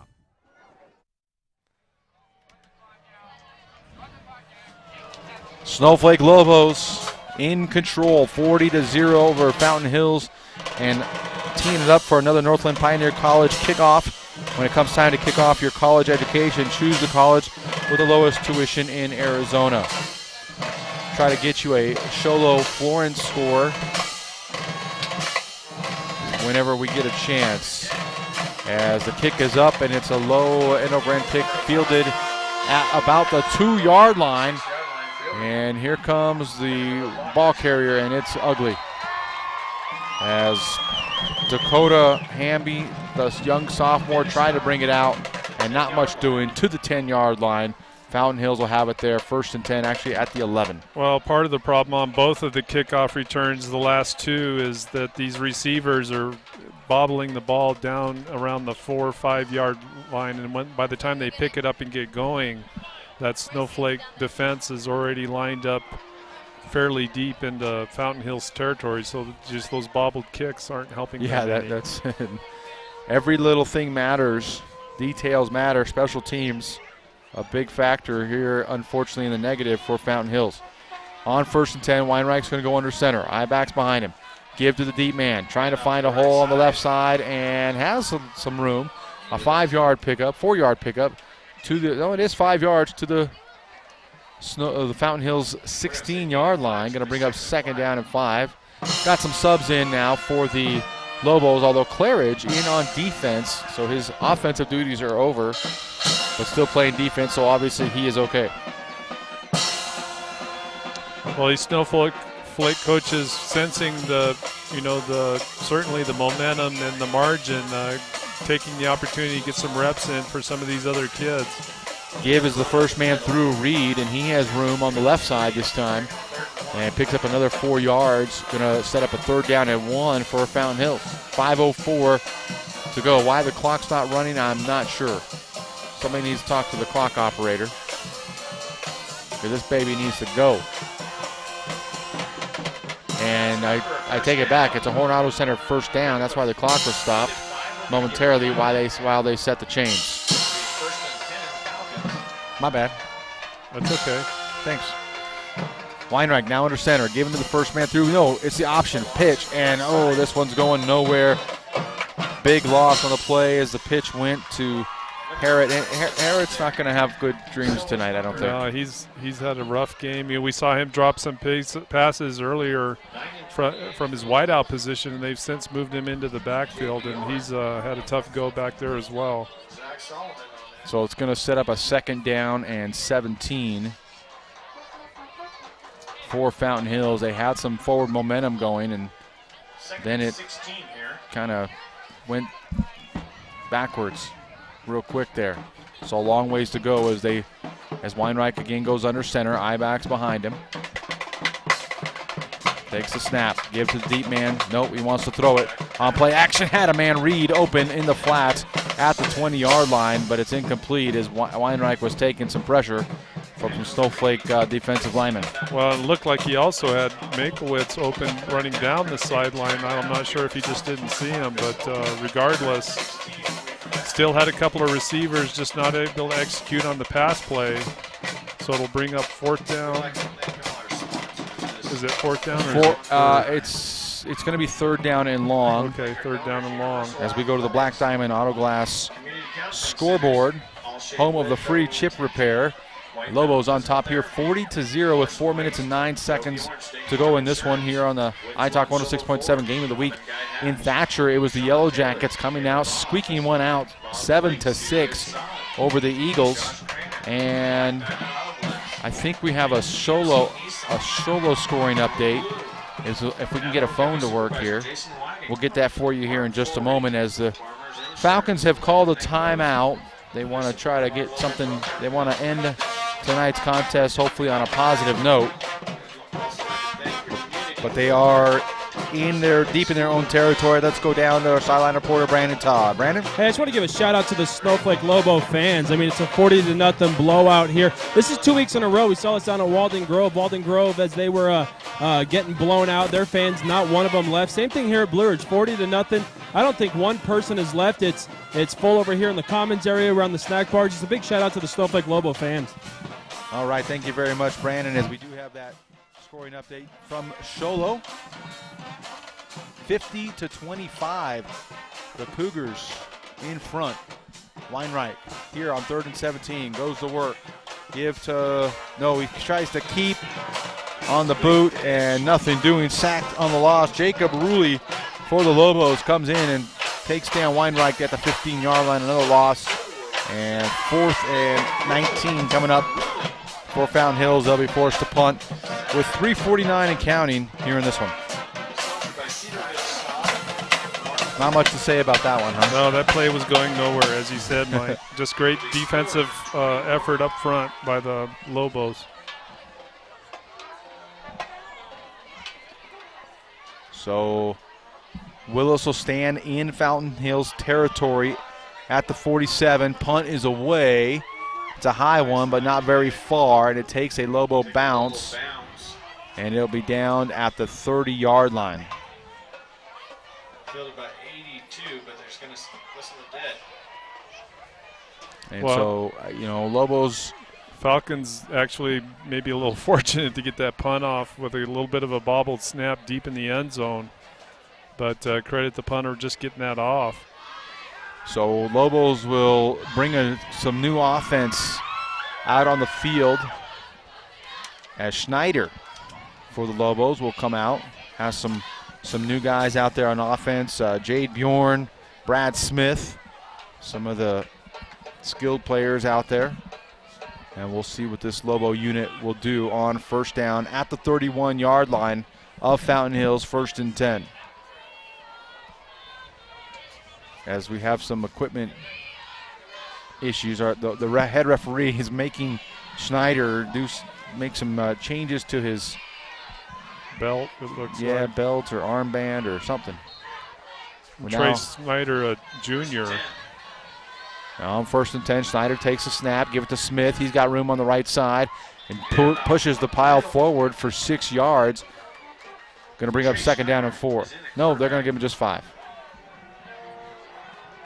So as you would expect, Snowflake here, certainly with a 40-0 lead with 3 minutes left, they're just going to grind the football and try to burn down the rest of the clock. Brad Smith was on the carry there, pick up a 5. On 2nd down and 5, Schneider in the shotgun with Smith to his left. Takes the snap, give it to on the end around. Going to try to get to the outside to number 25. He's at the 20, he's at the 10, and he's going to be on his feet, dragged down just shy of the end zone at the 6-yard line. On the carry, Stephen Brimhall, another junior, getting a carry here and making the most of it. And Andrew Hoyt, a sophomore for the Falcons, making that touchdown-saving tackle. It is good for a Horn Auto Center 1st down for the Lobos at the 7-yard line, 1st and goal to go. Schneider going to stay in at quarterback in the shotgun. Smith to his left. Take the snap, give it to Smith, trying the right side, lots of blockers in front, but good job by the Falcons to stand him up, and no gain on the play, might have even lost a yard. 51 and 32 looked to be in on the tackle there. Well, there was a pile out on that side that was surging forward towards the goal line, but that was just a bunch of linemen wadded up. And but like you say, Fountain Hills front doing a great job of stopping the runner, Smith, right at the line of scrimmage. So he did get back to the line of scrimmage, 2nd down and goal. Schneider this time changes the formation. 2 receivers to the right, 2 to the left. Smith will stay in the backfield to his right. Smith now goes in motion. Give to the 2nd man through, and he is hit immediately. I believe that's Trent Hatch, and he's going to be stopped at the 9-yard line, a loss of 3. That is number 70, Cole Mortensen, getting a carry. Was he in the backfield? He was in the backfield, right. And I thought it was number 20, but it was number 70. So it's going to be 3rd and goal from the 10, as loss of 4 on the play. Minute to go. They can't just take a knee. We'll see if they can get in, see if the Lobos try to get in the end zone here. Smith will be in the backfield with Schneider. Flank to his left, bunch set to the right. Snap, handoff to the outside. That's him. And at the 5, and he runs into his own player. That's Stephen Brimhall. Ran right into Kakoa. Foul. And there's a couple of flags down as well. Flag on the play. And 33 seconds to go. And we'll see what the penalty is. It's a holding penalty against Snowflake. And so that's going to back them up 10 yards. And they'll have to run one more play as they'll replay 3rd down.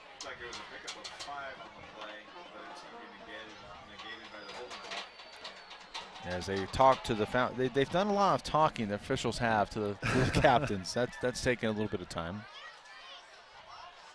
As we get the official call.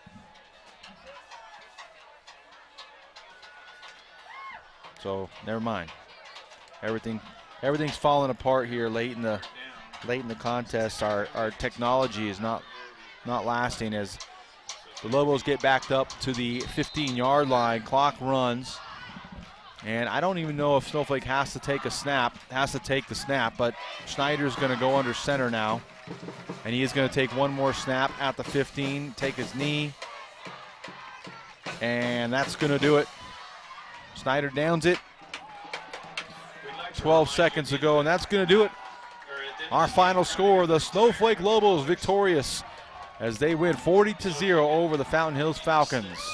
Stay tuned for the post-game wrap-up show where we will announce the Honda Outdoor Ski and Sports Store Player of the Game and the Beeler Orthodontics Straight Line Play of the Game right after this on iTalk 106.7 and on the web at iTalk1067.com. In today's challenging economy, having a college education is a must. Northland Pioneer College is here to help you prepare for your future. NPC is committed to providing you with the highest quality education with the lowest tuition cost in the state.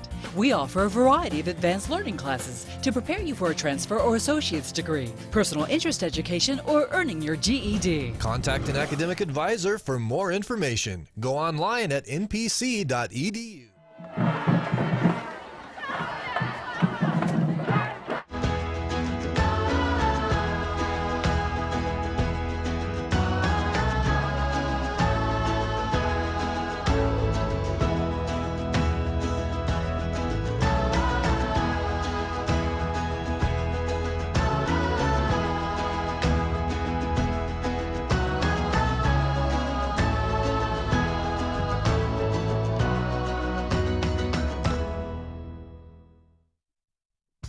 There's no better time to visit Horn Auto Center.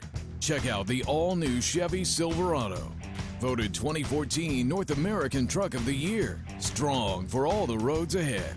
Or find new roads with the all-new Corvette Stingray. Voted the 2014 North American Car of the Year. Visit Horn Auto Center on the Deuce of Clubs in Show Low across from Safeway and at hornauto.com. You're at home with Horn since 1991. Orthodontist Dr. Joshua Beeler has been providing family-friendly orthodontics in Show Low and the entire White Mountains since 2006. If you need braces, stop in and see the friendly folks at Beeler Orthodontics and meet their professional staff. Dr. Beeler and his team have the latest in orthodontics technology, and they work with each patient individually to custom tailor the most effective treatment plan for the best results. Beeler Orthodontics is a proud sponsor of high school sports. Beeler Orthodontics, live to smile, love your smile. Need a fireplace? Ace has that. Need barbecue grills? Ace has that. Need paint? Ace is the best place for that. Need a chainsaw or weed eater? Ace has that too. Ace can even fix your chainsaw and your weed eater. Ace Hardware has everything you need for your home improvement project. They even have a 24/7 locksmith. Locked out of your home or car? Their mobile unit will come to you. That's your helpful place. Ace Hardware of the White Mountains in Pinetop, Overguard, and Show Low.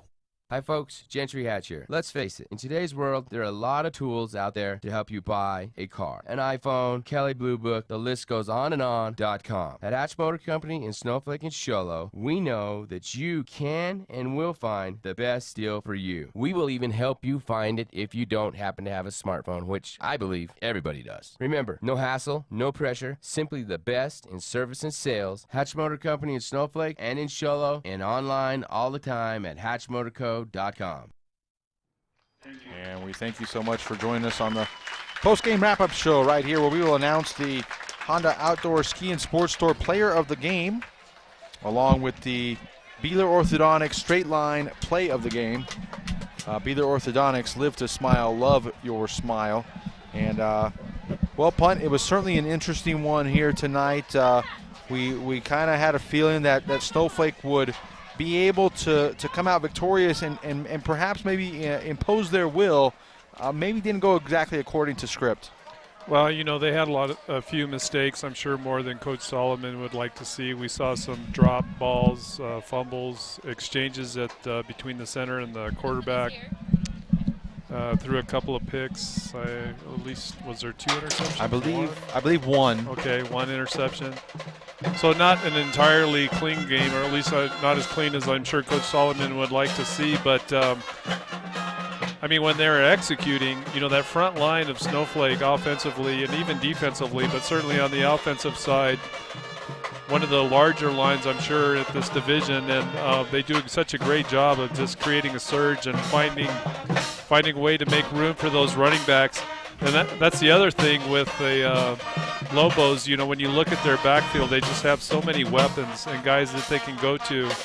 and that makes it also very tough on any defense. You've got just so many guys you got to pay attention to, whether it's Solomon or Patterson or Claridge, and there's other guys as well. And JT Tate had a great game receiving. Yes, he did. So it just puts a lot of pressure on a defense, knowing that they can really have anyone on any given play that can really hurt you offensively. So, we saw him get a little rough there during the game with some turnovers and just some mistakes offensively. But when they're dialed in, this Snowflake team is certainly one to contend with and can make any defense just give them really fits because of the weapons they have.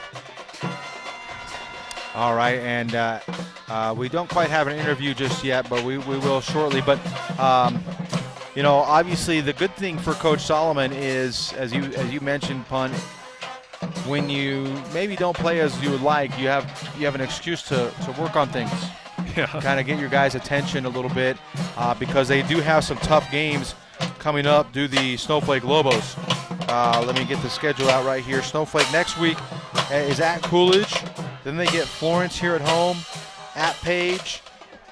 We get Blue Ridge, Payson, and Sholo, and then Winslow to end out the season. So no real cupcakes as far as we know. Florence maybe perhaps not as strong as they have been in years past, but Snowflake obviously has their eyes set on a return to the state championship, but will obviously have to play a little bit better than they did here tonight. Right, and that's something that we didn't have a chance to mention earlier is this team, Snowflake, also lost quite a few players from last year's title contender game. They lost to River Valley in the championship, played a good, tough game.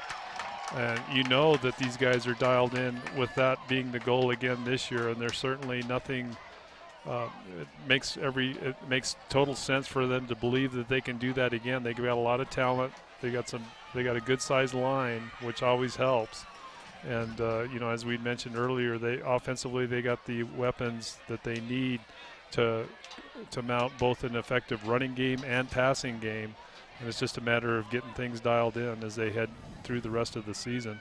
All right, well, let's go down to the sidelines. Brandon Todd has Coach Solomon on the field for this post-game interview. Brandon? Thanks a lot, Mike. I'm here with the victorious Coach Solomon of the Snowflake Lobos. Coach, 40-0. We talked at halftime. You said there were some things you did well, things you didn't do so well. Give me your thoughts on the second half. Some of the second half we were a little bit smoother on offense, got into a little better rhythm, and did some good things, and still some not. Just some still work we need to do, but at this point in the season, I'm happy with where we are, and I told the boys that at halftime and after the game that we're making progress. I see the improvement week after week, and which is exactly what we're looking for. I want to talk about your offensive line real quick. It seems like you guys are able to run the ball at will. Obviously, there's times where someone will miss a block, but for the most part, your running backs do a great job of following their blockers and trusting their blockers. Just touch on that for a bit. Is that something you guys work on in practice, trusting your blockers? We definitely do. The backs trust our offensive line. They usually open holes, so they're going to hit them hard. And you see the result of that when they hit them quick and hard, because if guys that hesitate and dance around a little bit don't get the yards that our backs do. It's pretty rare that we get stopped for a loss on plays, and you saw that most of the time tonight. So those guys up front do an awesome job. Brady Peterson at center, Dallin Woodside and Ammon Hall on the left, and on the right I've got Justin Weber and you got to remember my tackle, Dakota Moore out there. And they do an awesome job. They work hard at it every day, and I tell them they need to become masters of the craft, masters of what they do, which is moving people out of the way. And they do it a lot. They do a good job. Coach, I want to ask you, what was this thing I saw over here after the game? There's a piece of wood, almost a knighting ceremony. What was that? Yeah, when we were at a football camp this summer, somehow they picked up that random piece of wood, and they started bringing it with them to different things we do at the football camp. And the concept, they say, to bring the wood, which is they want to lay some big hits during games, and so they pick out kind of a hit of the game every game, and they give it to the player that made that big hit. So, and I think they were going to give it to Jonah Ballard tonight, who number 50, on that interception that we scored on, he laid a big hit on a kid, and so they gave him the wood tonight. Coach, last question. You haven't been scored upon. You're 3-0 going into week 5? It'd be your 4th game. How confident are you right now as compared to last year's team? I asked you earlier, I was told you guys were better this year than you were last year. You kind of beat around the bush there, but you haven't been scored upon in 3 games. How confident are you guys going into your next game? Yeah, I've told our boys I think we're right there where we were last year. Defensively, probably a little bit ahead. Obviously, the shutouts, they say a lot, but, I don't necessarily want to focus on the shutouts as much. That streak most likely is going to come to an end. It did, we came close tonight, but I give credit to our defense. Team inside the 5-yard line that can't put points up, that's an awesome defensive effort. And again, that defensive front in there, J.R. Foxley on the Grange, Royce Wilkins, Jonah Ballard, Dalen Flake, and our inside linebackers, Zach Solomon and Cole Mortensen, Dakota Moore, Bailey Cook. Those guys, when they're all rotating in, and they just are solid in the middle. It's tough to move the ball on them in short yardage situations. The streak will come to an end, I imagine. I like to see it going too, but as long as it's going on, we'll enjoy it. But the more important thing to me is just the way they're playing overall. They're just playing awesome defense, and Coach Hargrove, Coach Hewish, Coach Reddick on the defensive side of the ball, and Coach Palmer just doing an awesome job with those guys. Coach, you're a gracious man. 40-0 victorious tonight, still undefeated. Good luck next season. Good luck next week, and we look forward to seeing you again. Thanks, Brandon. You're welcome. Guys. Thank you very much, Brandon, and for bringing us that interview. And we're going to take a quick break right here on the post-game wrap-up show. When we come back, we're going to talk about the Honda Outdoor Ski and Sports Store Player of the Game and the Beeler Orthodontics Straight Line Play of the Game. We'll be back right here on iTalk 106.7 and on the web at iTalk1067.com. Orthodontist Dr. Joshua Beeler has been providing family-friendly orthodontics in Show Low and the entire White Mountains since 2006. If you need braces, stop in and see the friendly folks at Beeler Orthodontics and meet their professional staff. Dr. Beeler and his team have the latest in orthodontics technology, and they work with each patient individually to custom tailor the most effective treatment plan for the best results. Beeler Orthodontics is a proud sponsor of high school sports. Beeler Orthodontics, lit to smile, love your smile. Need a fireplace? Ace has that. Need barbecue grills? Ace has that. Need paint? Ace is the best place for that. Need a chainsaw or weed eater? Ace has that too. Ace can even fix your chainsaw and your weed eater. Ace Hardware has everything you need for your home improvement project. They even have a 24/7 locksmith. Locked out of your home or car? Their mobile unit will come to you. That's your helpful place. Ace Hardware of the White Mountains in Pinetop, Overguard, and Show.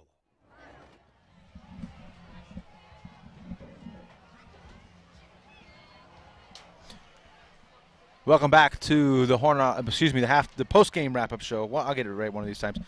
The Snowflake Lobos victorious over the Fountain Hills Falcons, 40-0.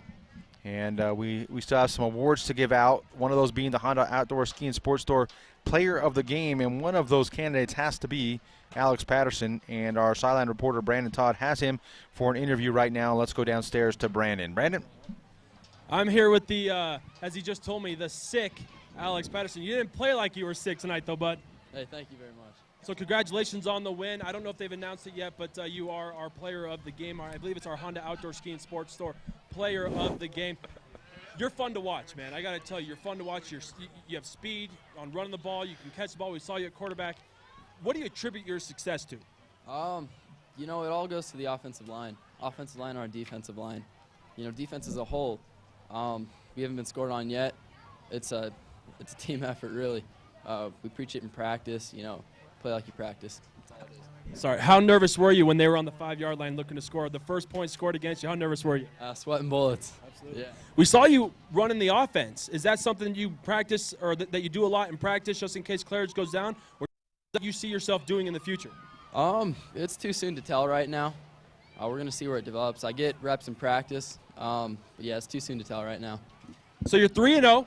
Haven't been scored upon. How confident are you right now at this point compared to last year at this point?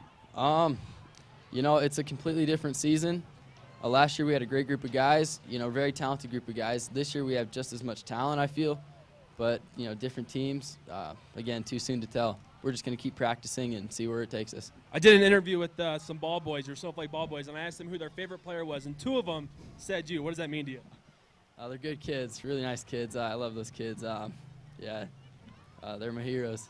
Alex, keep playing hard, buddy. You're fun to watch. Good luck next year. I keep saying next year. Next week, all right? Yeah. Guys? All right, thank you very much, Brandon. And sorry about the technical difficulties.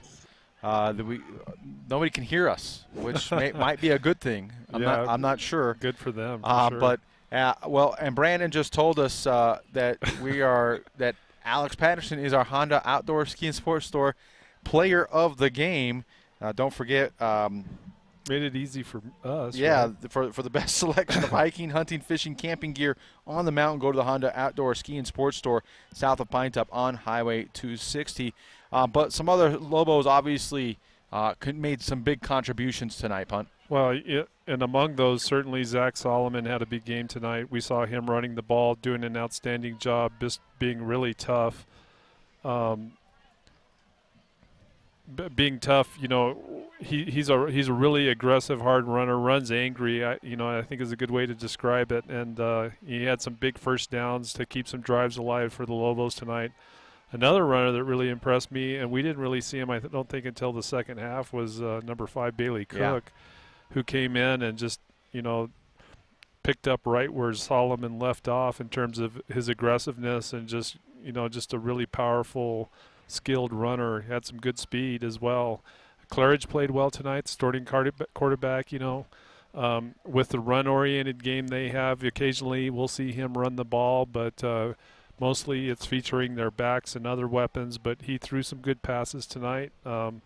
Had the one interception, but other than that, and it's always good to hear the head coach point out his linemen, and for good reason. I mean, they just did an outstanding job both offensively and defensively tonight for the Lobos. So that's certainly a big, powerful weapon they have as they march through the rest of the season. Having a line like that on both offense and defense is really valuable, and I'm sure they're just stoked to have the performance they have had so far this season from that front line. Just an outstanding job by them all around. Well, something that Coach Solomon, we didn't get a chance to talk to him about was the fumbles. There was quite a few fumbles on exchanges between Claridge and some running backs. The Lobos put it on the ground quite a few more times than I remember them doing in the past, so I'm sure that's something he'll be able to address after watching some film. Yeah, low snaps on some of those, that kind of once you – and the timing is quick. You got to be there right now, and he's – trying to get the snap and move it, and that's where the ball gets loose. So you can't put it all on the quarterback, but ultimately the point is the execution needs to be there, and certainly something the Lobos need to fix. If the little things matter, like you were saying, the little things matter a lot, and if you expect to move through the season and especially into the playoffs, those kinds of things make huge differences, as we know.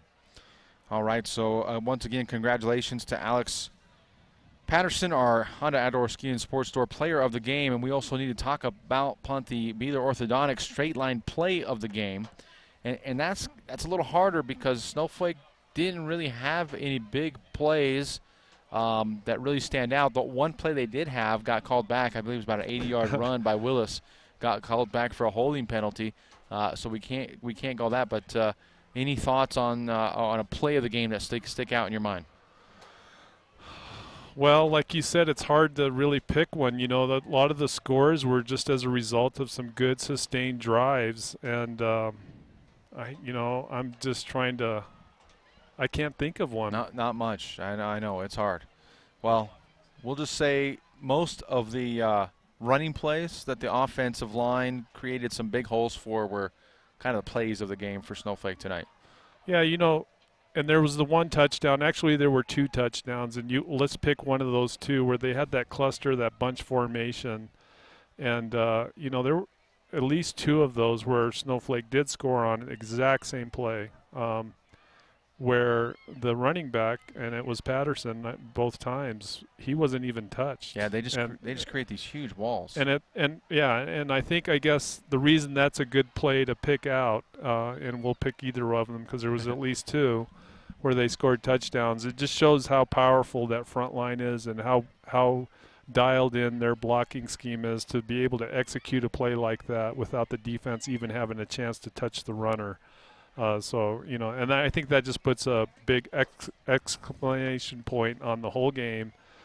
Yes, there were some mistakes and there were some hiccups here and there offensively for the Lobos, but it just shows when these guys are dialed in and their line's playing well and they're getting good execution in the backfield, how powerful this team can be. So let's pick one of those 2 touchdowns where they did that bunch formation touchdown run with the runner going in untouched. Yeah. Because that's difficult to do, and it just shows how well this offense can execute. All right, the Beeler Orthodontics straight line play of the game. Goal line plays from about 3-4 yards out. Offensive line making great line surges to get Patterson into the end zone. Your Beeler Orthodontics straight line play of the game. Beeler Orthodontics, live to smile, love your smile. Well, that's going to do it for us here from Snowflake High School. Once again, our final score, the Snowflake Lobos 40, the Fountain Hills Falcons 0, as the Lobos pitch another shutout, their 3rd of the season. I want to remind listeners and viewers next week we will be at Alchesay High School for the Alchesay Falcons and the Globe Tigers. We don't get many opportunities to cover Alchesay, and we're going down there next week to bring White Mountain football fans some highlights from Alchesay. So it should be a lot of fun. I want to thank, of course, the White Mountain Youth Productions and Sholo TV for bringing you video coverage, live video coverage on iTalk106.7.com. They do a great job, those kids. Very professional, well on their ways if they decided to pursue that career. I want to thank Jessica back at the studio. I want to thank our technical producer, Ron Everingham. For our sideline reporter, Brandon Todd. For Punt Cooley, I'm Mike Granillo saying good night, and we'll see you next week from Alchesay High School.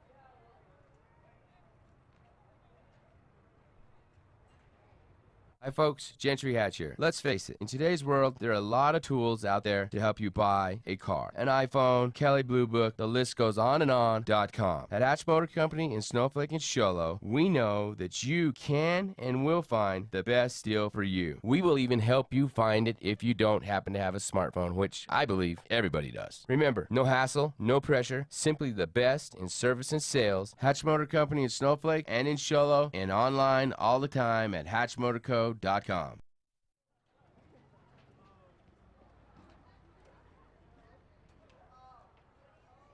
Don't let salmonella get funky with your chicken. On average, 1 in 6 Americans will get a foodborne illness this year. So learn the right temperature to cook each type of meat. Keep your family safe at foodsafety.gov. This job looks perfect.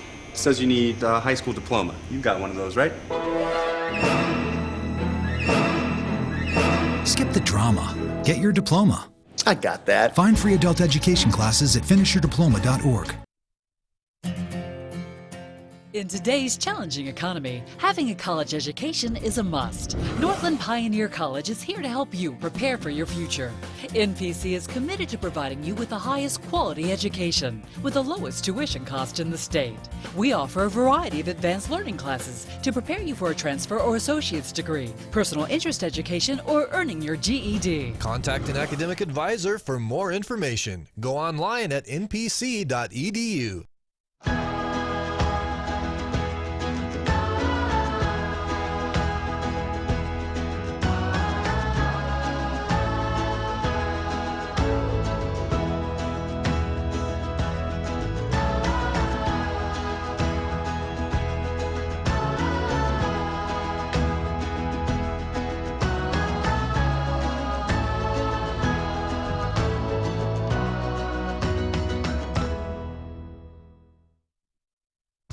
There's no better time to visit Horn Auto Center. Check out the all-new Chevy Silverado. Voted 2014 North American Truck of the Year. Strong for all the roads ahead. Or find new roads with the all-new Corvette Stingray. Voted the 2014 North American Car of the Year. Visit Horn Auto Center on the Deuce of Clubs in Sholo across from Safeway and at hornauto.com. You're at home with Horn since 1991. Orthodontist Dr. Joshua Beeler has been providing family-friendly orthodontics in Sholo and the entire White Mountains since 2006. If you need braces, stop in and see the friendly folks at Beeler Orthodontics and meet their professional staff. Dr. Beeler and his team have the latest in orthodontics technology, and they work with each patient individually to custom tailor the most effective treatment plan for the best results. Beeler Orthodontics is a proud sponsor of high school sports. Beeler Orthodontics, live to smile, love your smile. Need a fireplace? Ace has that. Need barbecue grills? Ace has that. Need paint? Ace is the best place for that. Need a chainsaw or weed eater? Ace has that too. Ace can even fix your chainsaw and your weed eater. Ace Hardware has everything you need for your home improvement project. They even have a 24/7 locksmith. Locked out of your home or car? Their mobile unit will come to you. That's your helpful place. Ace Hardware of the White Mountains in Pinetop, Overguard, and Sholo. Hi folks, Gentry Hatch here. Let's face it, in today's world, there are a lot of tools out there to help you buy a car. An iPhone, Kelley Blue Book, the list goes on and on.com. At Hatch Motor Company in Snowflake and Sholo, we know that you can and will find the best deal for you. We will even help you find it if you don't happen to have a smartphone, which I believe everybody does. Remember, no hassle, no pressure, simply the best in service and sales. Hatch Motor Company in Snowflake and in Sholo, and online all the time at hatchmotorco.com. This is high school football on iTalk 106.7 and Sholo TV channel 56. Presented by Hatch Motor Company in Snowflake and Sholo. Hatch Motor Company, simply the best in service and sales. Produced by White Mountain Youth Productions in cooperation with Sholo TV and iTalk 106.7 Radio.